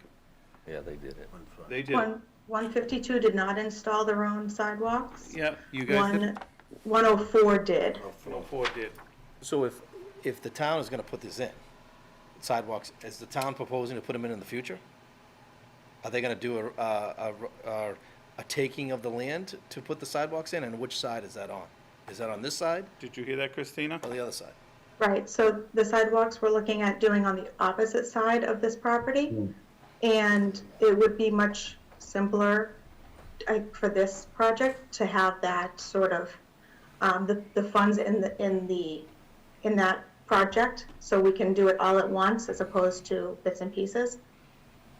Does that make sense? So it's across the street though, right, on the other side of Turnpike? Right, yeah, it's across the street. So But there's no there sense would- putting them on here? No. We try and put our sidewalks within the right of way so that we usually don't have much land taking for sidewalks. Yeah. Where would the sidewalks go to? All the way down. Connecting all the crosswalks that are around that intersection. So it would take you down Turnpike towards the Golden Cove intersection. Wasn't there a big issue with putting sidewalks all the way down Turnpike? And it had to do with land takings going through the wetlands? Right, we've got some permitting issues there, that's right. But the overall vision is to put a sidewalk all the way down Turnpike. Correct, However, connected. it's probably gonna be piecemeal for a while until they get permits. Well, it's not on their side of the road, so we don't have to worry Yeah, about we don't them have to doing worry it. about it. No. Yeah, I would take and, the board feels that they should at least have it on one side. So do you address, then what's the take of the bond for 10,000 that you was requesting? Do Oh, we nullify that, or? No. Was it we put that in, so? We put that in still, Okay. yeah. But we did waive it at one project, didn't we? We never waived it totally. Okay.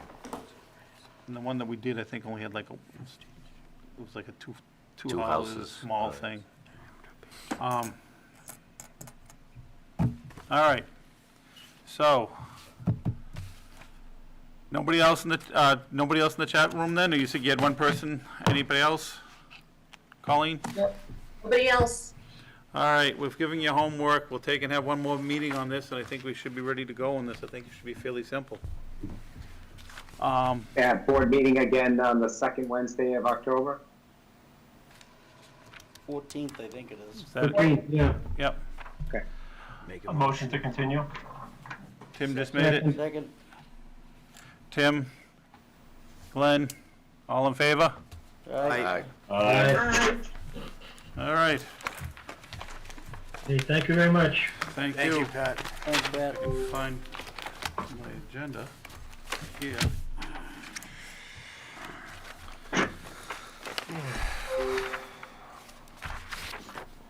Stonegate is Thank you, everybody. continued. Thank you. See you, Phil. All right. Matt Hanson. But before we start, we do have letters here. Do you have them? Somewhere I saw it in the pile of letters I here. got one here. In the back. I got one from Back of that, Doug yeah. Hausler. You get the one for Hausler? Yeah. One, right? Oh, he's got it? Go ahead. This is from Lampert, Hauser, and Rodman Professional Corporation. It's dated September 23rd, 2020, regarding the citizen petition expansion of the CV Center Village District overlay. Dear Chairman and members of the board, our firm represents Ronald D. and Anne Marie Greenwood. They own the approximately 1.5 acre property with a single-family residence there known as 14 Crosby Lane, Chelmsford, Mass. Please accept this letter as a public input on their behalf relating to the petition being offered by Mr. Hanson seeking to expand the CV district. The Greenwoods object to the petition unless all of the lots located on Crosby Lane, including their home, are included within the CV district. If commercial mixed uses are going to be expanded, such expansion should extend to the properties bordering the south side of Route 495 and be treated entirely the same with all other lots in that portion of Chelmsford. It makes no sense to the Greenwoods that only one lot on the easterly side of the North Road, i.e., the lot owned by Mr. Hanson, end quote, in parentheses, would be rezoned or reclassified. If mixed-use or multi-family uses are allowed at all on any property on or abutting Crosby Lane, all of the owners of those parcels should be afforded equal treatment.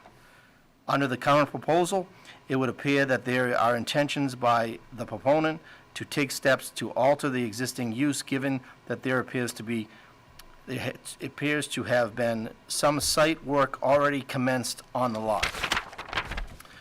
This letter serves as a formal request to the planning board to vote not to recommend this petition unless all properties from Route 495 south and east of North Road are similarly granted such zoning classification.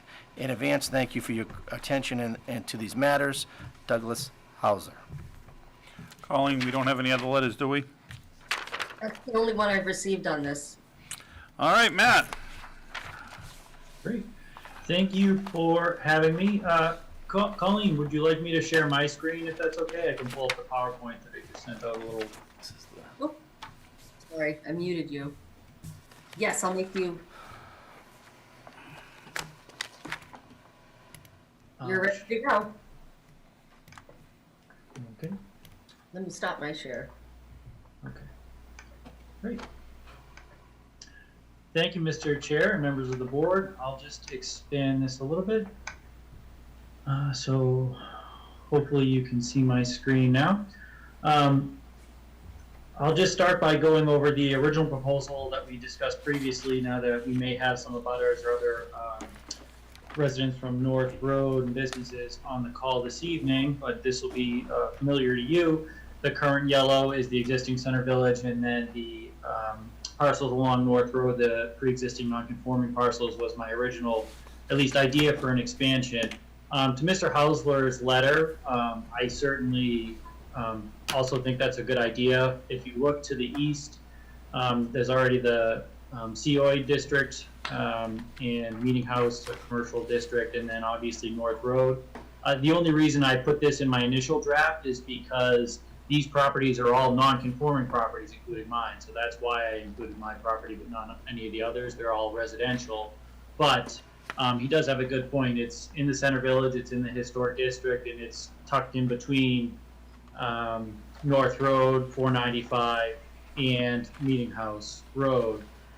So I would certainly consider that a friendly amendment. I think, as you know, I don't actually have signatures in a petition in place yet. So depending on the feedback from the other abutters, I'd be happy, if you did want me to push this forward myself, I'd be happy to include that.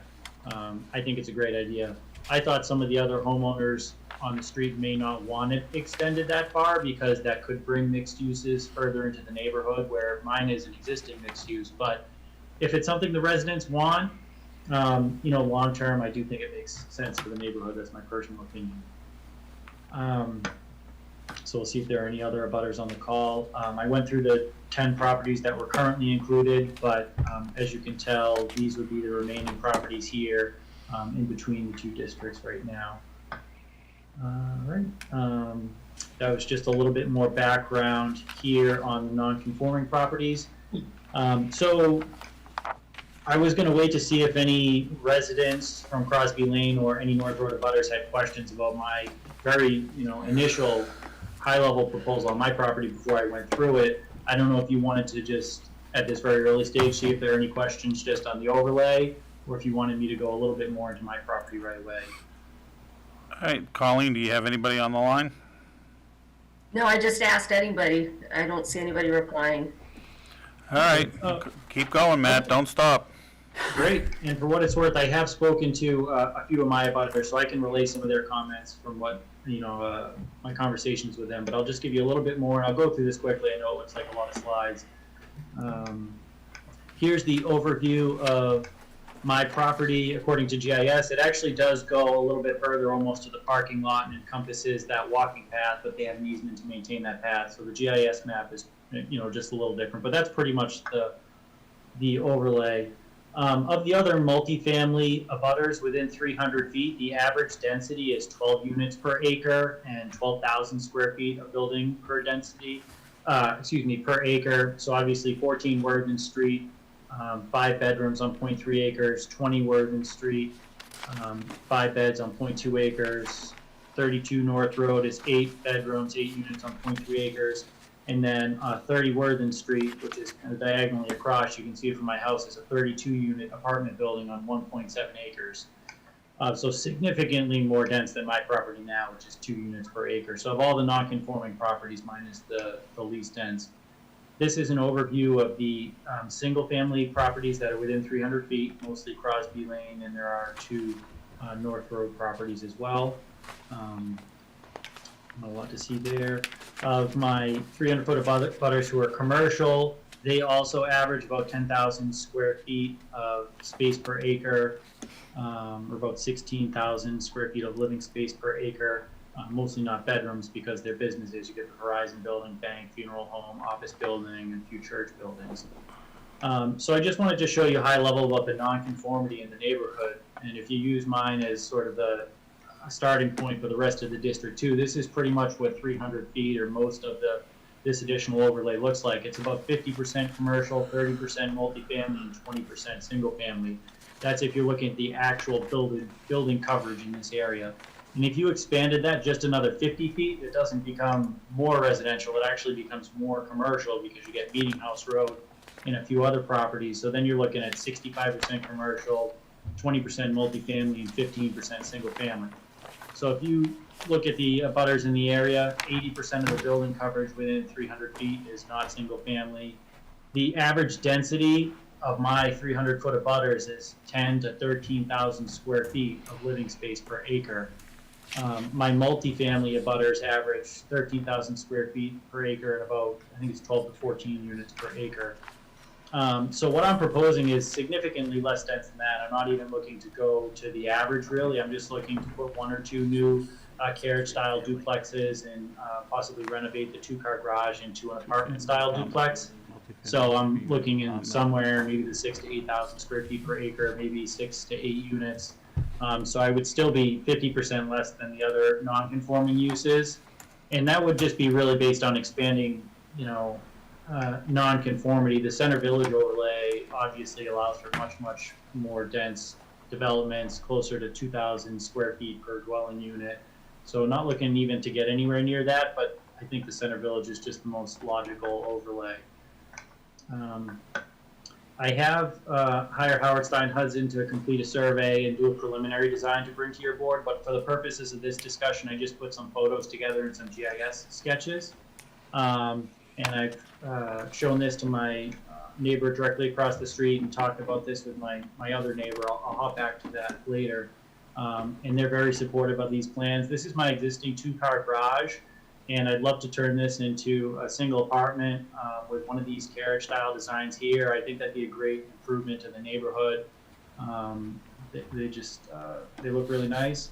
And then some of the other designs I'm looking at, and I actually like that design from the Ready property that you were looking at earlier. I know you had a lot of positive feedback as well. I just found these designs online, but I'm looking for something carriage style and historic, and I know obviously it'd have to be all wood and approved by the Historic Commission.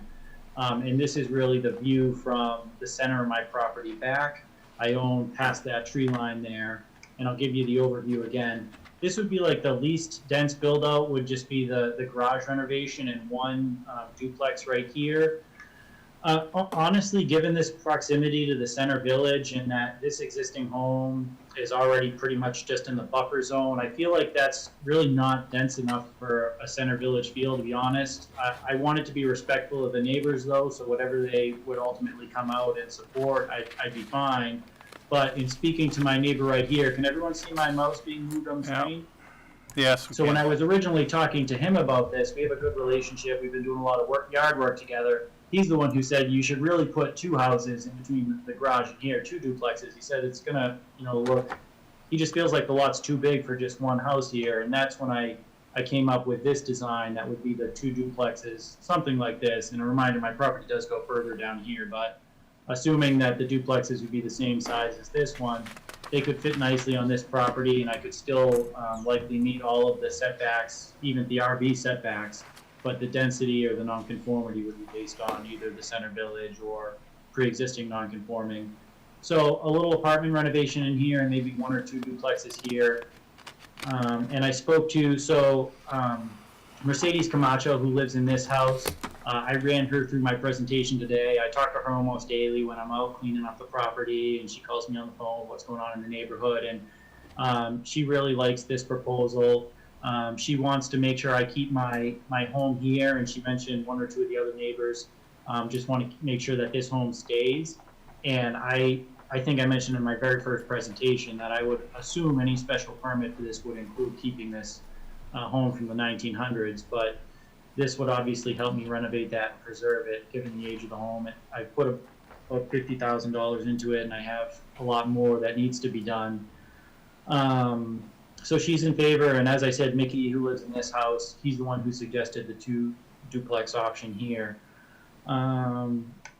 And so the way I'd like to go about doing that, obviously the CV overlay, whether that's my current proposal or the board wants to expand it to the rest of Crosby Lane, I'd be supportive of that too. And or sort of the simpler option, if the center village overlay allows too much density and too much uncertainty long term, the much simpler process would be for me to just approach your board under section 195(8)(b)(1). The planning board can grant a special permit to expand non-conforming uses, including multifamily and non-residential uses. Specifically B1, you can award a special permit to change non-conforming use in accordance with this if you determine that it's not substantially more detrimental to the neighborhood. And that can be a change or substantial extension of the use. So again, not detrimental to the neighborhood, it would have to be substantially more detrimental to the neighborhood.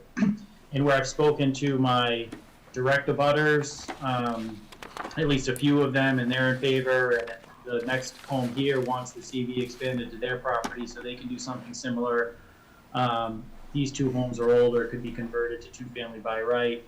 And the density in the neighborhood and the fact that it's still less dense than all of the other non-conforming abutters, I think it would make sense to just move forward under 195(8)(b)(1), but for the district and for all the other non-conforming R1 properties and the rest of Crosby Lane, I'd like to still, pursue the Center Village overlay if this board is supportive.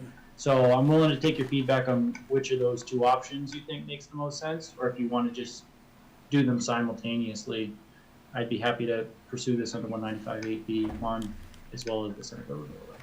Thank you. Matt, how old is the house, that ranch house that's there?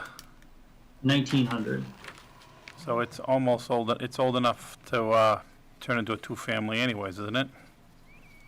I'm sorry, the ranch house, are you talking about one of my abutters? No, is there a house right there right now where you would look at the driveway where you're gonna go in and put 2 houses in?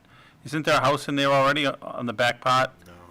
No, oh, so not on my property. I've just got the two-family here, a garage. two-car garage, and then this is 11 Crosby Lane here. So- That is old enough for a two-family as well, I believe. All right. I checked that. I put in a bid for that, but I got outbid. All right, no, I didn't know if that was going all the way back to that or not. Yep, so I think all of the rest of the homes in the neighborhood could be converted to right by, two-family by right because they're age, except for Mercedes' house right across the street. For some reason, that was built in, I want to say the 60s or 70s. That's a newer home. All the rest of them are historical, and they all have less than an acre lot, so they would all be, the RB zoning really doesn't fit any of the neighborhoods. All right, I'll run it around the board, see what they think. Nancy, we'll start with you. Probably wasn't where you wanted to start. Good. So what I think is that this is the only property of the entire lot that's being proposed that this would have any impact on at all. All of the other properties are commercial properties, or at least are very, very fixed in their current use and not likely to be converted in any way that is going to be beneficial under the Center Village overlay. So effectively, this does end up as spot zoning. The other thing that I think is that if we were to include it, it would then fall under the Center Village and Center Village overlay rules. And we're opening it up to, I don't know, somewhere in the vicinity of 14 to 16 housing units on this property. And I don't know that that's what we want to do. And I don't know that that's what the townspeople want to do.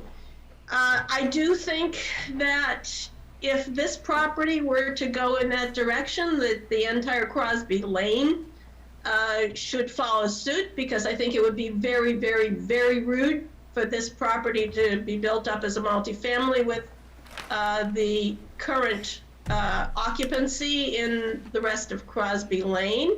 So that if this property, if we thought that we wanted to see this particular property move into multifamily, then we really need to consider whether we want to have the entire Crosby Lane area converted into multifamily opportunities. In other words, I'm against this. Okay. Sorry, All right, Mike Ray's back. but you asked me first. I know. Mike Ray's back. Well, I actually think it or something like it is not an unreasonable thing to do up there. I recognize that that everything up there is non-conforming in one sense or another, or almost everything. I don't have a particular feeling for or against including the rest of Crosby Lane in it. I think that's a matter that's best answered by the people that live there. And, we obviously have input from one of them. There may be other opinions, I just don't know. So, let me put it this way, I'm mildly in favor. Mike Walsh. I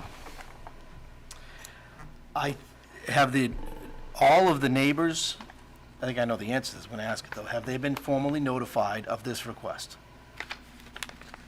Matt, that's a question for you. Yeah, I mean, I received the letter, and I know a number of the other residents have, and that's how Doug Hausler got the letter off to you. So my understanding is that everyone on Crosby Lane got the letter.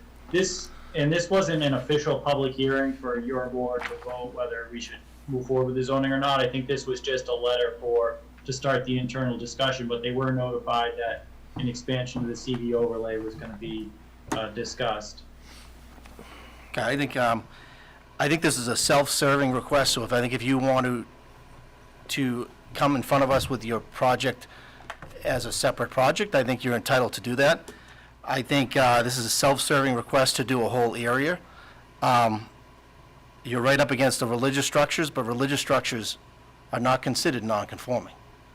They do conform to any zoning location in town. So I don't want you to think that that structure right next to you, that St. Mary's, that's non-conforming. That is conforming. Okay, Um, that's a good point. I apologize. You can put them anywhere in town. So, and I believe you purchased this property knowing that they were right there. I think once we open the CV district, there's no way shutting those doors. And I agree with Nancy that it would bring, larger structures in the area, and I don't think everybody is considering that. And I know we're going to have a joint meeting with CV, just regarding parking and some of the other issues, but if we are going to consider this, sponsoring this, I think we need to have CV committee the Center Village Committee study this and come back with their recommendation, because it's an expanding of their original thought. So, right now, I'm against this Okay, citizen's position. Don, I don't want to have you feel left out. Yeah, thanks. But I think Matt was onto something, and that comes to the special permit. He introduced the idea to us, so therefore, maybe Matt, in the future, bringing it back to us as a special permit is the correct approach. And then you seem to be getting a lot of pushback from the planning board at the current moment. So this might be the best way to go, Matt, if you want to do something with this property. All right, well, we still got a few more members to go. Glenn? Well, I think I'm fine with the thought of the expansion. The question that I would have, why wouldn't it go all the way to 495 instead of stopping there? If you're gonna bring it all the way up anyhow, you're going one more piece of property. And down Crosby Lane would probably be fine. Because again, you just got a couple more houses on Crosby Lane, so it might as well marry right into that. Everything else on North Road going down, I don't foresee anybody on that section of North Road tearing down their buildings to put up a high-rise or something like that, or multiple units. So I think I'm fine with it the way it sits. To go forward with bringing it to town meeting, and let the town meeting people vote on how they want to do it. All right, Tim? I think I'm against it as far as us bringing it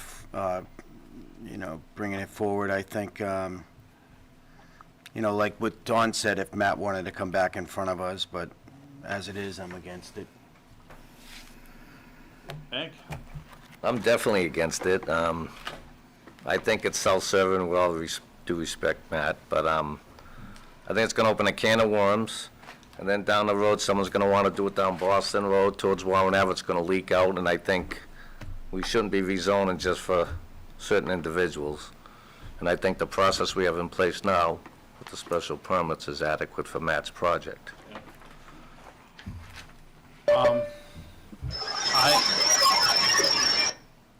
I actually think Crosby Lane is pretty small right now. If they do much redevelopment out there, you're gonna have issues with the road. I will take in reserve judgment till we talk to Senate people, but I don't think I'd be for the two. I'd probably be for the one, and if they took and came and brought it in through the other aspect, it is a pretty large field out there they could take and do something with, but I would like to, for the next meeting, have all your neighbors come and have your neighbors talk to us. If they're interested in it, it would get a lot more interest in the board, I would think. But I still got to talk to the center, and we may. I think Nancy's got a very good point. If we take and open this up and somebody puts in a 14-unit building, nobody's going to be happy with us. And if you get in front of town meeting, that's the first thing that those people are going to get up and say, we're going to have huge structures like behind Brick House and the new one that's going to be built. And I just don't see that much support coming in town meeting for that.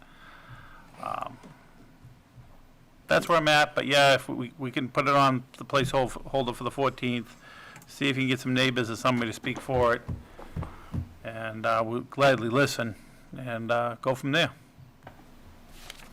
I mean, if there's already, Henry, could I just close with a final comment? Sure. I mean, if there's already kind of such a cool reception from maybe half the board about the CV overlay, I really don't want to fight an uphill battle on this. I really, to be honest, I just wanted to start the conversation, and when I looked at the map, it was stopped at the residential properties for a lot of the rest of the district or a competing district, and that's how I drew it up this way, just along North Road. To me, without any other, feedback from your board and others, just looking at map geo and seeing a bunch of RB properties that are, some non-conforming and some residential, I'll clarify that now. It seemed to be a natural extension. I wasn't thinking about, opening a can of worms and, everybody else wanting to expand it further and all that. And I think that's, it's not a can of worms I want to get in if I'm really just looking to do a small modification of my property. And after your first meeting, I had a conversation with Evan and kind of talked to him about what I want to do. And he said, if you don't want to put 16 units in a big apartment building, trying to expand the Center Village overlay is maybe not the right thing for you. I don't want to speak out of turn by saying that, but I tended to agree with him after that conversation. That's why I wanted to put this option in here. So I can still talk to my neighbors about the CV overlay, but I don't want to keep meeting on it and beating a dead horse if it's just an uphill battle. I haven't collected signatures. It's not an official citizen's petition yet. I just didn't know where to go to get the conversation started. So to be honest right now, just based on your feedback, I'd probably like to drop this for now, unless there's a lot more support from my neighbors and the rest of the North Road abutters. If none of them on North Road have any plans to redevelop or don't find any benefit to this, and you think it's going to expand and open up to a lot of condos there, I wouldn't be in favor. Well, you know where we are. If you change your mind and you want to take and do something, let Colleen know and she'll put you on a meeting. We'll talk to you in the future. Okay. All right. I appreciate that. And just regarding the self-serving nature, I don't know if it came out the right way, but I just want to clarify. I wanted to be transparent with this and put my name on it and let people know I'm a property owner here, and I am proposing this because I do have a redevelopment here. So I don't want the board to feel like I was trying to, expand this just for my benefit. I wanted to be transparent about the fact that I want to redevelop my property, and I knew this was one way to do it. So I just want to make it known that I wasn't, I'm trying to be transparent about the process. So I hope the board understands that. Yeah, not a problem. Not a problem. Thank you very much. Thank you. Thanks so much for your time. Thanks, Matt. Thanks, Matt. All right. Colleen, the citizens petition for the rezoning of 248 Princeton Street, the Glenview site. Do we have any letters or any comments from anybody on that? No, but Bruce is in the room. Okay. Yes. Yeah, I wasn't sure if there was any feedback from town council and so forth, or I guess you were asking whether or not there was anybody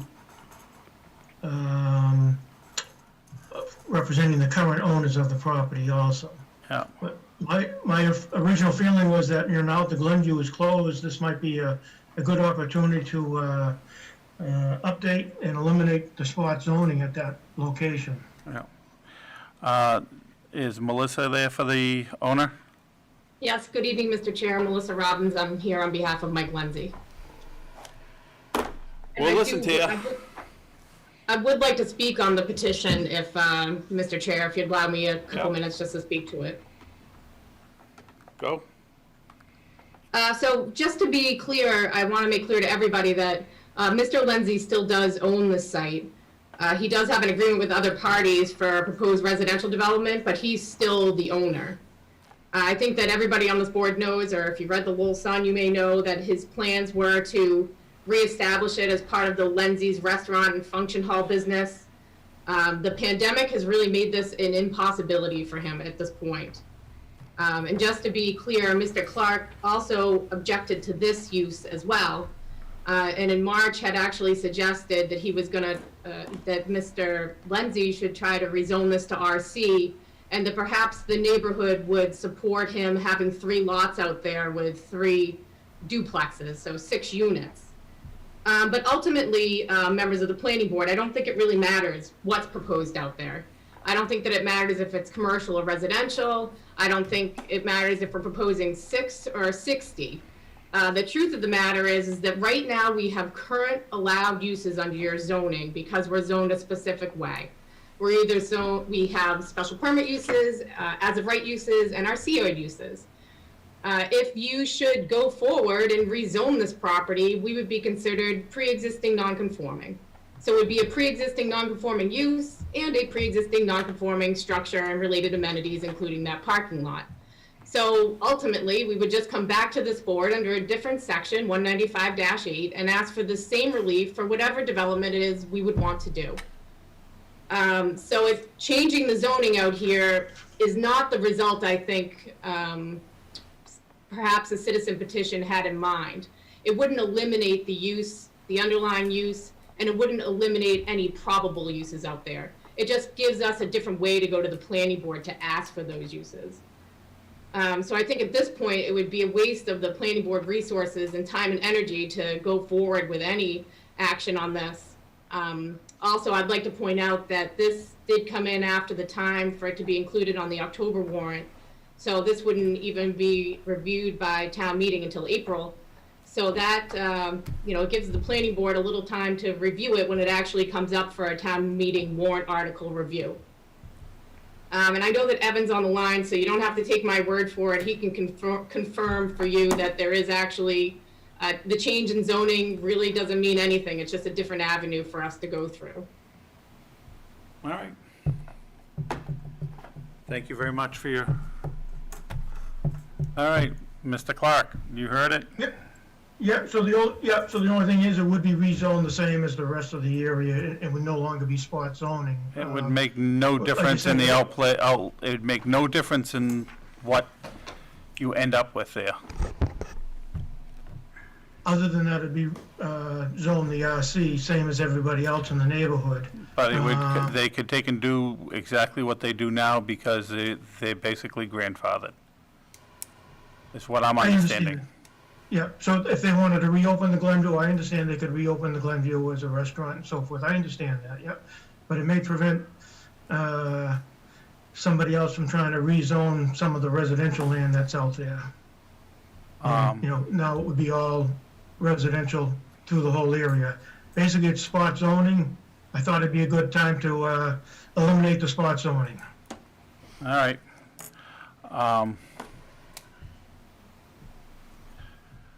Well, Evan, you got anything you want to say about this? Yeah, I agree with Attorney Robbins' assessment. Couple editorial comments. Removing the spot zoning would essentially be a mapping exercise. The zoning map would look proper, more aesthetically pleasing. But from a zoning perspective, as Attorney Robbins has indicated, being a pre-existing non-conforming use in Chelmsford, unlike many other suburban communities, is a very beneficial classification. Our pre-existing non-conforming provisions are much more lenient, flexible, or permissible than many of our peers. But it does require a special permit from the planning board, and obviously, as the board knows, it has discretion on that. The only final editorial comment is that by keeping this zone commercial, it would require the applicant to, or in this particular case, the applicant is pursuing the COID option, and that requires or provides the opportunity for the board to engage in a conversation about affordability. 195.8 does not permit the planning board within the 195.8 in and of itself to require affordability. Okay. All right, I'll run around the board real quick. Nancy? I'm just opposed to it. It has no functional purpose, and on top of that, it's rude. Okay, Mike, Raisback. Well, you know, I am somewhat sympathetic to the notion of cleaning up past indiscretions in our zoning. On the other hand, it does kind of seem to me to be a bit of a solution looking for a problem. It isn't going to change much, and I wouldn't want to add additional disorder to a transaction that's kind of in the middle right now with the proposal. So you're yes or no? Well, I'm a wishy-washy no. All right. Don? No. Mike Walsh? I'm a no, but I gotta say something right here. Go ahead. This is what we should be doing. We should be cleaning this up when it comes up, and I understand that the way this came through, where the new proponent for the new structures is already coming into play, but this is what this committee should be looking at. This is clear spot zoning. Yeah. And it's been there for years ago, but the new buildings that are coming up, and we're not discussing that, don't even fit that area. So the intent was right by the gentleman who's bringing the citizen petition forward. Yeah. But I agree, we can't do it, and I agree with Melissa in understanding, taking the professional opinion with Evan too, but it's just, I think, this is what this committee's for, this board's for. We should clean some of this stuff up going forward in the future. That's all I have to say. Glenn? I'll agree with Mike on that, and it's a no for me. Tim? I agree with Mike and Glenn, but it's also a no. I'm a no, and part of it is it's not fair for the person who bought it, zone commercial, and now suddenly going to take it away from them. Right. They should have done it years ago, or we should have done it years ago. Absolutely. Yep. It was an operating restaurant for years. Right. Oh, no, Very I agree. popular in town, and nobody, nobody would ever. And it was benefited in the neighborhood, so So I'm a no also, Bruce. So if you want to bring this forward, you'll have to go and get your signatures and bring a citizen petition in front of town meeting. Right, but it wouldn't be for fall anyways, from what I understand. Yeah, it'd be for spring town meeting. Yeah. Okay, thanks. Thank you. Okay then, no problem. Thanks. All right. Is there anybody from the Center Village left awake? It looks like Mike Rigney's on the call. I'm not sure if any others are on the call. Brian Melises is on the call.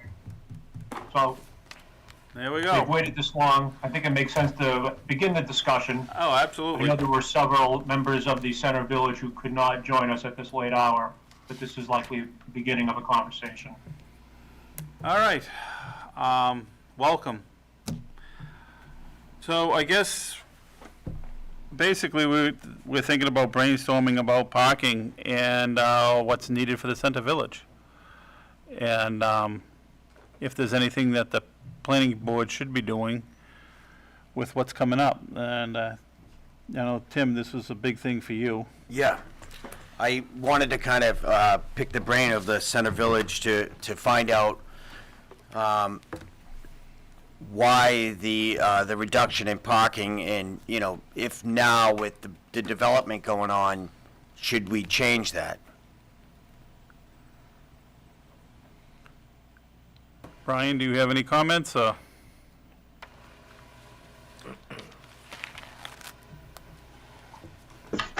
do you mean by change it? Change the density for the parking? I mean, the overlay districts already allow some type of decrease in parking except for residential use, correct? Yes, we do. It's a significant 50%. 50%. Evan, can I interject? Sure. Yeah, thank you. So within the Center Village district, we have permitted a reduction in the requirements for parking. And across the board, everywhere else, we have uniform requirements of how many parking spaces are required for certain types of businesses. And as we look at new projects, we ensure that they indeed do have that amount of parking available such that you don't have overflows of parking out into the streets, becoming a nuisance or whatever. In the case of Center Village, the reduction in parking was based on having public parking available off of the individual sites. At this point in time, we're concerned because we still have on the books this reduction of parking for new developments, but we have been losing, particularly in the case of the new development that's proposed at the corner of Bellrecca Road, losing our public parking spots. So if we don't have those public parking spots available, or no longer end up with those public parking spots available to make up for this reduction, are we going to end up with nuisance parking, or the situation where people try to go to a business and can't because there's no place to park?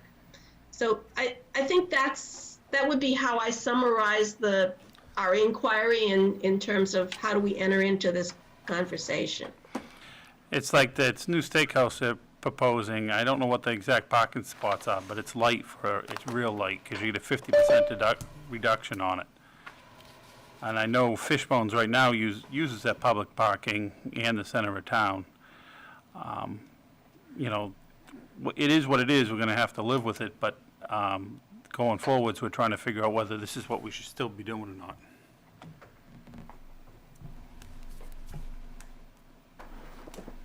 So that's what we're talking about. Do you have any feedback at all, Brian, or are you just digesting it and thinking about it? Yeah, no, I'm still trying to think about it. I mean, you hate to be reactionary to the one project that came in. I know most of the projects that have come down the pike have been residential in nature, and so there was not a lot of reductions in parking being talked about. Of course, that was the biggest piece of parking, in the center. We've identified other spots. There's not a ton of it, but there's spaces that can be used. The sharing. The uses, the different uses. Restaurant uses them mostly in the afternoons or the evenings. The retail stuff use it more in the morning or in the afternoon. So I don't know if there's enough data to jump around and say, hey, geez, you know what? Let's panic all of a sudden. Oh, we started a discussion to see whether it should be left alone, or do we do something different with it? That's all. Right. Right. And so it's still taken on a case-by-case basis, correct? You're allowed up to 50% reduction, sometimes even more, but it's a case-by-case basis, correct? Yep. Your hands are tied, though. Your hands are tied. It's already there. It's already there. Yeah, it's already there. The 50% is already there. So they came in with 50%. So it's not a matter that it gives us the option to reduce it by 50%. It is reduced by 50%. Right. That's what we're at. And it was reduced because there was a parking lot, right? Public parking lot. Now there isn't. Well, there won't be. I'm sorry, there will be? No, there won't be. I see.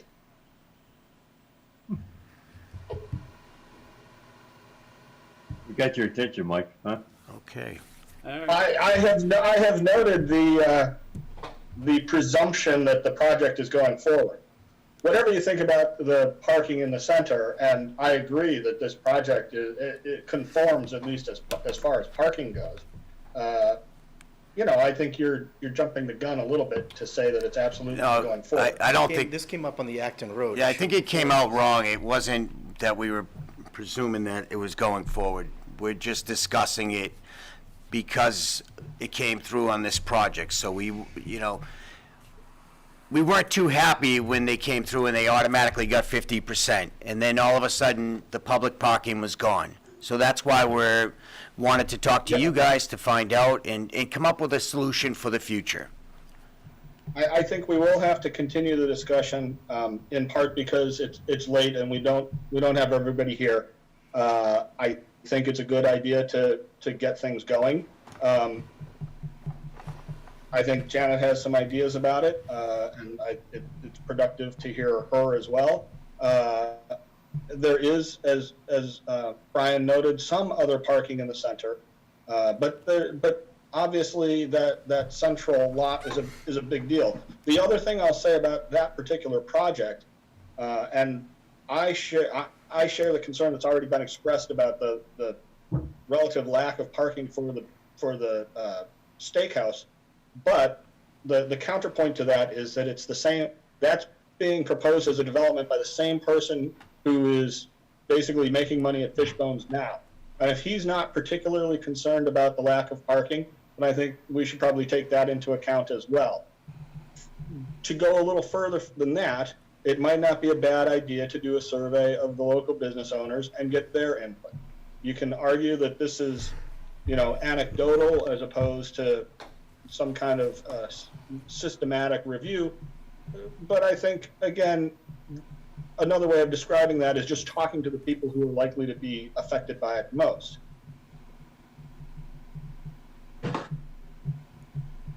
Hey, Mike, this is Janet. I agree. I think until we hear from the local businesses that there's an actual problem, that they're losing business due to a lack of parking,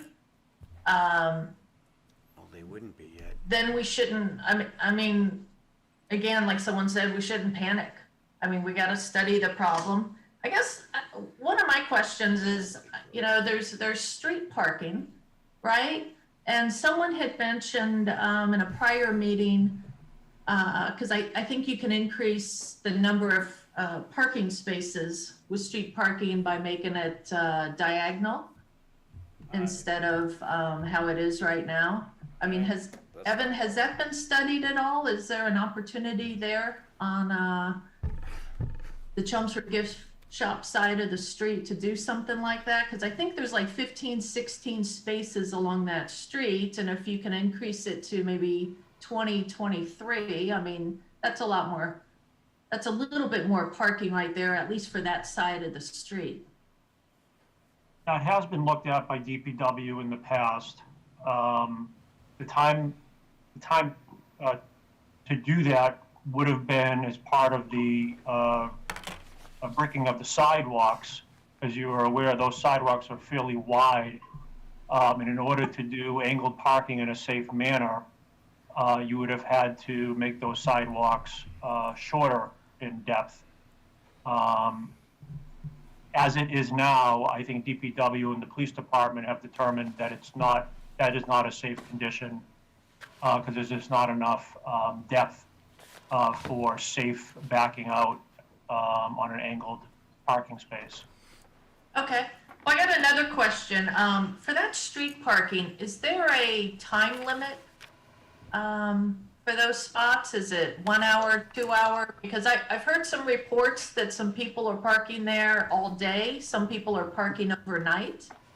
I believe some of the spaces are marked. I want to say the one in front of former Bob's Coins has a time limitation. Generally speaking, parking in the center is free and unrestricted. And even if we did have signs, I'm not certain what kind of capacity we have for enforcement. At this point, my understanding is it's free and really unrestricted, other than the private property. So overnight parking is okay? Yes. Okay. So theoretically, visitors to the townhouses could take up all that street parking in front of the businesses and stay there overnight or days, whatever they'd like, and there's no enforcement. Right now it's legal. However, as many of you know, as things become problems, the town has the right to restrict overnight parking, and other parking management options can be implemented. But that has not, as far as I'm aware, that has not been a problem to date. Okay. Evan, do we feel as though the town has kind of exhausted all options for increasing municipal parking in the center at this point? So in lieu of the current municipal lease continuing, as some of you know, the Center Village Master Planning Committee has met and discussed this numerous times, and I think within the last year they did have the town manager at a meeting, and a notion was floated at that meeting about the concept of having a new centralized parking area adjacent to the library, property that's currently privately owned in the former mobile station. And that was discussed with the assumption that the existing quasi-municipal parking lot would no longer, or at some point in the future, would no longer exist. My understanding is that this notion was brought to the select board's attention, and there may have been some informal outreach to the property owner, and to date the property owner has indicated that he continues to pursue redevelopment options.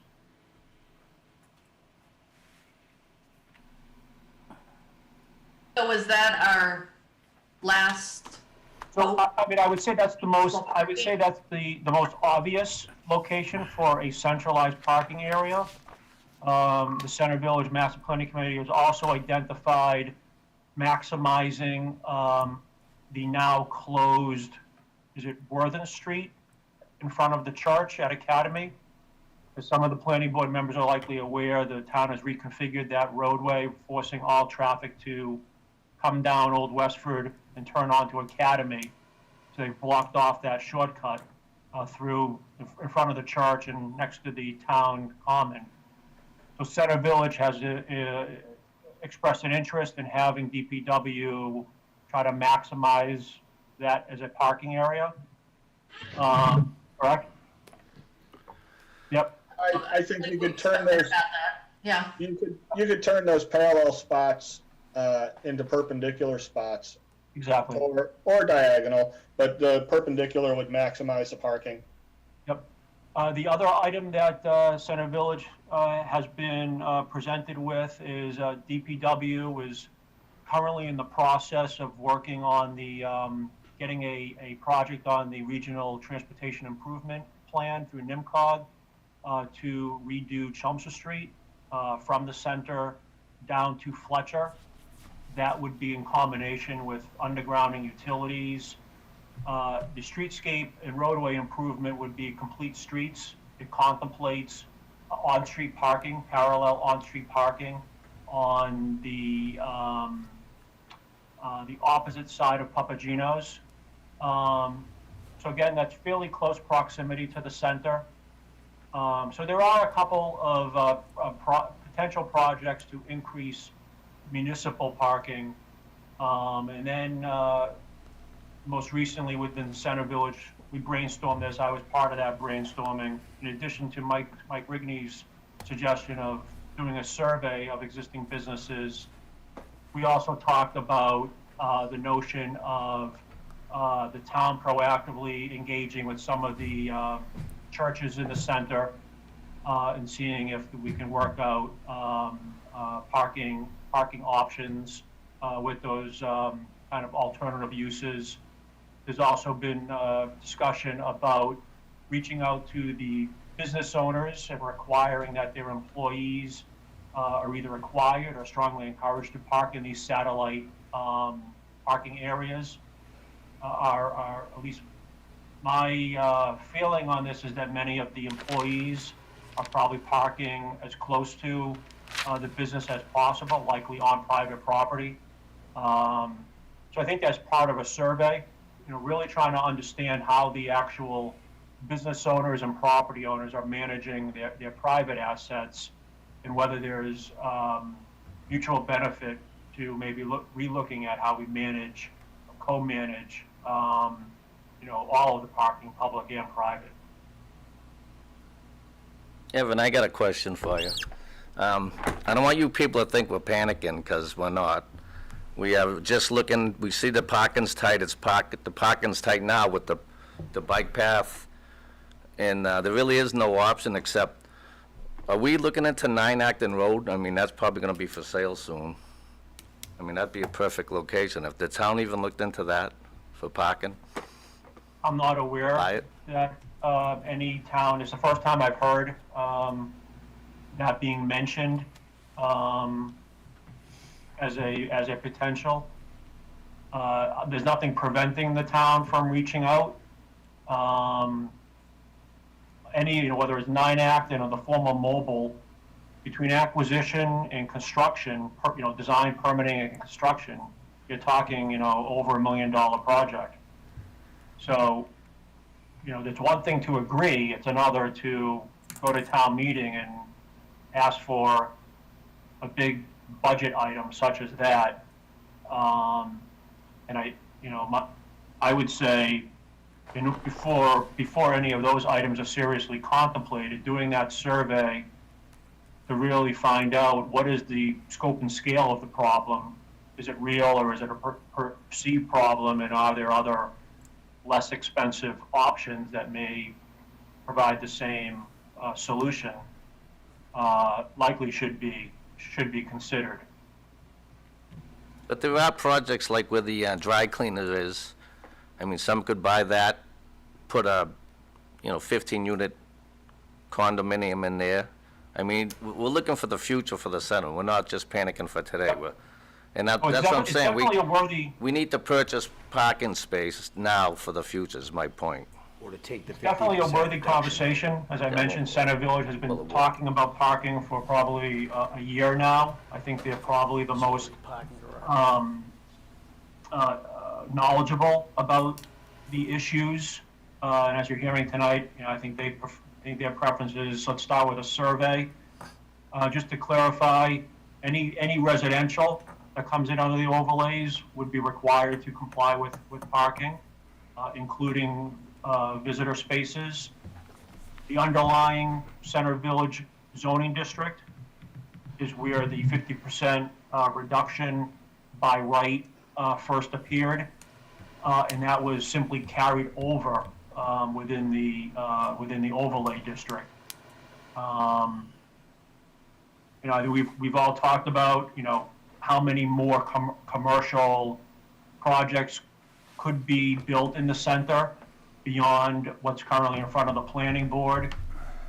The most obvious one is the former mobile station, and as I indicated, I mean, that property owner seems committed and interested in doing some sort of redevelopment.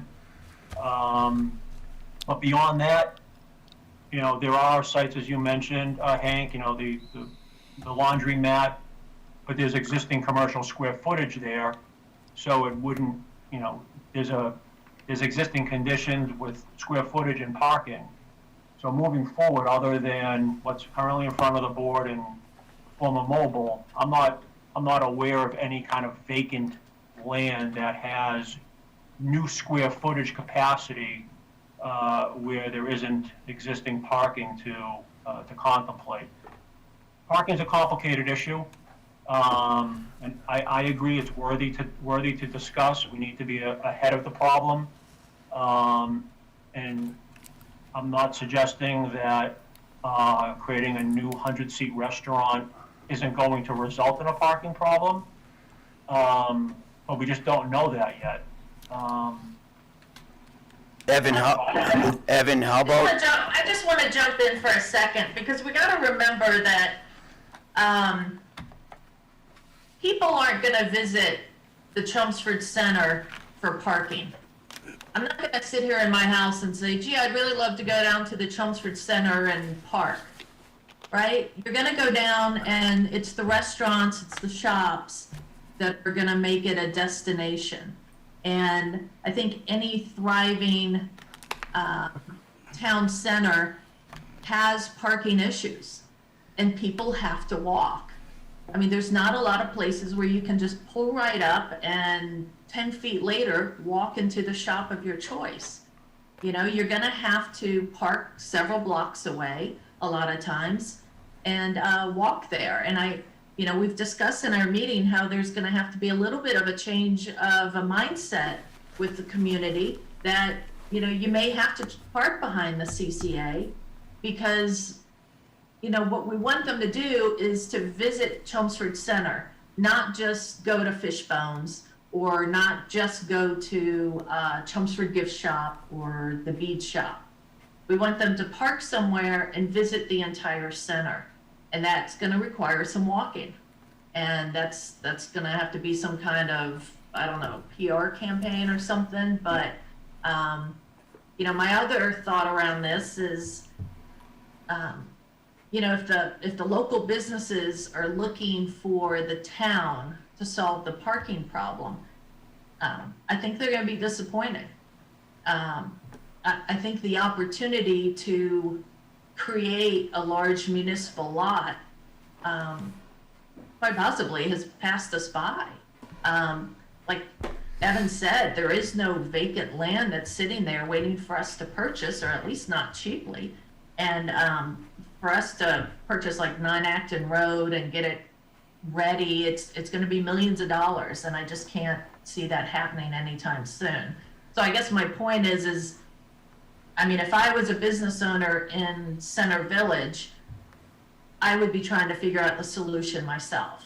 I'd be partnering with the other businesses, the landowners around the Chelmsford Center to see what I could do, to see what I could work out. And Evan, I think you mentioned in our last meeting that maybe Fishbones, that owner is already talking to some of the private landowners, maybe the church or somebody, to, you know, rent out some of their lot and do valet parking, because they're already finding out that it's going to be a problem. So, Right. Yeah. Well, so, you know, I'm sorry, go ahead. There's two things. One is that I do believe that there's a role for the town to play in supporting local businesses. And if there are opportunities or things that we can do to help the businesses in the center thrive, then I think we should be looking for those opportunities. I did not say that local government should not be supporting local businesses. I didn't say that, Mike. I know you did. Local businesses but think that the town is gonna rescue them with the parking situation, at least in the near term. I don't see that happening. I think there's also a case to be made for trying to control what we can as a town in the center, because it's a shared center. And if there's an opportunity to do something that creates a public space, I think it should be investigated. I do agree with you that as the center becomes more urban, it's legitimate to say that the expectations should change. And as we become more of a city and less of a town, then yeah, you know, if you go to Boston, if you go to Arlington, if you go to Cambridge, you know you're going to have to park somewhere and walk to the restaurant that you want to go to the business you want to go to. I don't think it's a matter of becoming a city versus a town. It's a matter of creating a town center that becomes a destination, not just something that people drive through and maybe, you know, run in and get their hair done and then they leave. You know, they walk around, they visit a restaurant, they visit some of the shops, and maybe they actually make an afternoon out of it. So and I think that can be, you can give people an opportunity to do that if you have some public space, if you do something like a duck race, if you do something like, you know, a Halloween fest or close the street and have a fair. Again, that's not an uncommon thing in larger areas, but it means we have to have some space to do this. If we can push everything. I'm talking about visiting a restaurant and visiting some shops in one visit. A duck race, while that's nice, is not needed to do that.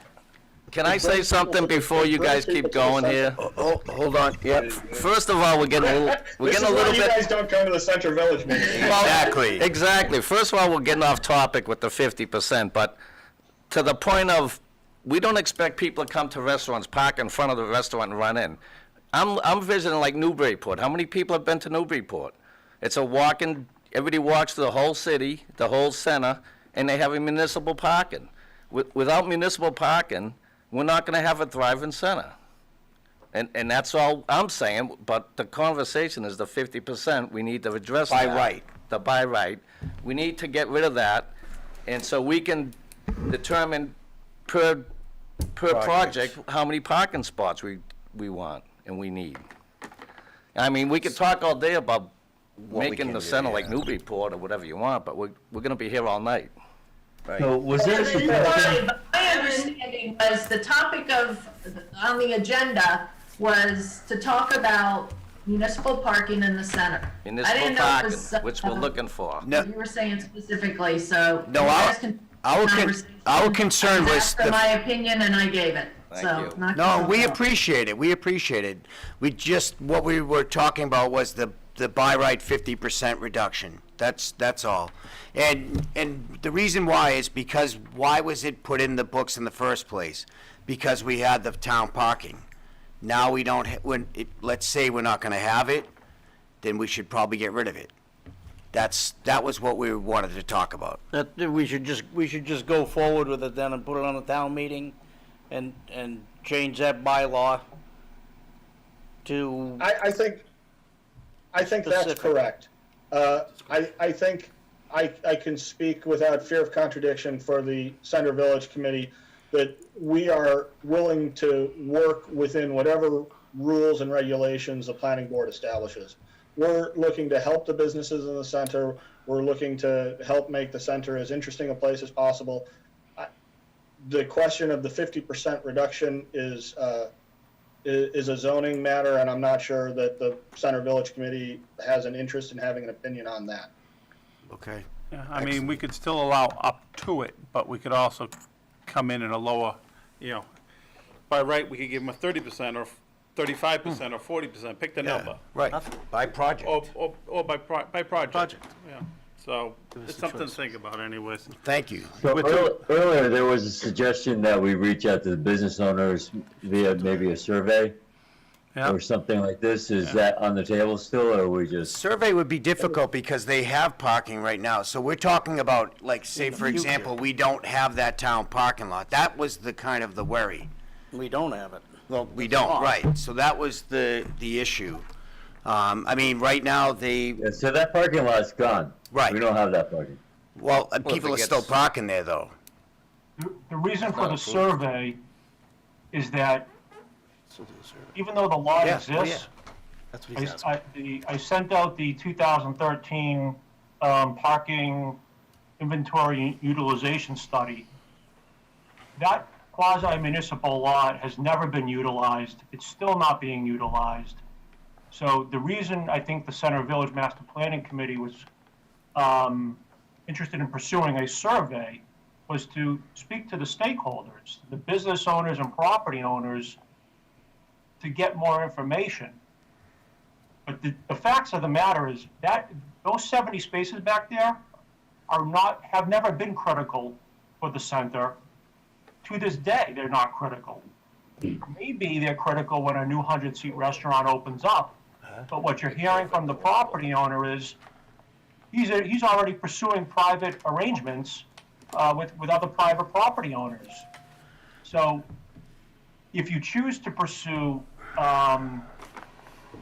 prioritizing more parking in the center, you're going to get Chelmsford Street development in the center. You will get auto-oriented development in the center rather than Center Village appropriate designs in the center. You will have parking in front of the building with large parking fields.